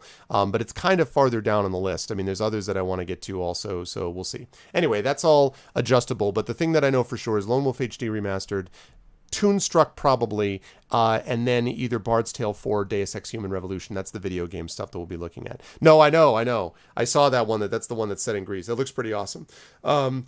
So I just got done teaching Medea and actually teaching a couple of Roman plays in my Revenge Tragedy class, Thyestes and Agamemnon. So I'm thinking about those places right now. But anyway, that's going to do it for me. What's up, Kilobyte? Oh, man, I'm just leaving, dude. I'm just leaving. I'm sorry, man. We're just heading out because we actually started early today because Amal had a thing she was doing, so we started early. We got in a session, which was really fun. And so I will be back, as I say, today, 4 p.m. Eastern at GOG.com for Pen and Pixels and D&D Storm King's Thunder. If you haven't done so already, please follow the channel. Please support the channel by checking out the YouTube with !ArvTube. The Steam group, the Discord with !ArvCord. Please check out the Twitter with !ArvTweets. Please check out the store with !ArvShop with merchandise there. More merchandise to come. !ArvTreon will get you over to my Patreon right there. Currently sitting at $403.96. Would love to see that get higher as well. Brahms will be getting his benefit of his character thing shortly, where he'll be able to see his character background that he wanted because of his support of the Patreon. And then, Kingmaker I'm going to be doing over on GOG. I'm actually doing the release stream for that next week, Brahms. So game nominations happened already 2 weeks ago, or happened, I guess it was last week, Kill. And so the vote was just finished, and it is Lego Lord of the Rings. So Lego Lord of the Rings is going to be the game that I do this month. So yeah, I'm going to be playing that next week. So yeah, and then the last thing, of course, is that sub button. We are sitting at 59 subs. The record for the channel is 60 subs, which we had a day or two ago. So right now it's pretty awesome. 59 subs is amazing. That was thanks to a lot of gift subs and really an amazing Saturday session. So hopefully you folks can join up with that as well. That would be lovely. This is important. I can't believe that I almost forgot this. Kill, is the thing that we both know about that refers to a certain podcast, is that available yet as I go to check? That hasn't been posted yet, right? But it's going to be posted shortly. I just want to double check. I think it should be going up. No, not yet, but soon. Okay, so today, though, sometime today, you should check out speculatesf.com because, as I announced, our new direction for Speculate is becoming an actual play podcast with analysis of the play that we do. And we had a really awesome opening session that we recorded, and the first episode of that is going to be released today, later today. And it was a one-shot of Eberron. Hey, speak of the devil, including this gentleman who is going to be on the Writing Excuses panel. This is Mike, of course, and he's going to be on the Writing Excuses cruise. But he played an awesome Warforged called Pikebreaker. And then there was also Marie Bilodeau, special guest at CanCon. Marie was also one of that member. Maurice Broadus, who is a good friend and an awesome author. And last, Lauren Roy, who was on a panel with me at Gen Con, as we discovered some years ago, but was also on a panel with me most recently at ReaderCon. And we had a great time. I DM'd for them. We got to run an adventure set in the city of Sharn, and they did a great job with it, and it was great fun. And so hopefully you folks will like it. So definitely check that out. That is speculatesf.com, and that will be going live later on today. It is a new direction for Speculate. And that's not all that I'm going to be doing in the podcast realm. There is another podcast, as I mentioned, of Curse of Strahd, so an audio version of the video things that you can see on my YouTube channel, which we're going to be starting very soon as well. So we got some stuff going up over time this week. Curse of Strahd should be coming soon, probably sometime in the next week or so. And then, as Kilobyte just said, Speculate will be going up in the next hour and a half or so. So definitely check that out. That's going to do it for me, though. Thank you all for being here. Love you all. This was awesome. I really had a good time, as always. I love the Adventures of Middle-earth campaign. I love all my campaigns for different reasons, but I love this because of the Tolkien focus. These guys have such wonderful chemistry, this group, and do such a good job playing their characters. So it's a pleasure to DM, to lore master for them. Thank you to my wonderful viewers today. Thank you to Kilobyte, as always, for doing the video and all that kind of good stuff, and for doing the work on Speculate and all the other things he does. Amazing dude. Thank you to Ali Freeborn, to Luca Thea, and Uncle Elias. Thank you for subbing and maintaining subs and all that stuff. Don't forget, by the way, if people are gifted subs, you can renew it for just $1 up until September 30th during September. That is Twitch-wide. So thank you very much for being subs. You're all wonderful people. Thank you as well to my viewers, to Apricot Droopfruit, to Aaron Dane, to Brahms, Commander Root, ECAG, Energies Bot, Firesnake Aries, Conky, Mr. Mano, Positivity Bot for always keeping me positive. Thank you to Sakaj, to Skinny Seahorse. Thank you to subcentral.net. Thank you to Tameable Nebula. Thank you to Tobik. Thank you to Turbo Tango. Of course, Mike, you should check out his stuff and check more stuff coming from, as I said, Mike and I have Speculate plans. So definitely check Mike's work out. To V&K, to Virgo Praz, and to Walter World Games, who I've not seen in here for a while. Good to see you, Walter World. Pleasure to see all of you here. I hope all of you had a good time today, and I'm looking forward to lots more ahead. But that's it for me, including, oh man, publishing announcements. I have them soon, but I can't announce them yet, but so soon. I'm excited to talk about them, so stay tuned for that. In the meantime, though, it's time for me to get out of here. I will see you folks in about 3.5 hours over, is that right? 4.5 hours, I guess. 4.5 hours over at GOG with my Pen and Pixel show and Storm King's Thunder. Until then, thanks everyone for being wonderful people. I love you all, and I will see you in a few hours. Until then, be good to each other. Have a good one. And thanks also, Allie. I appreciate that. See you soon.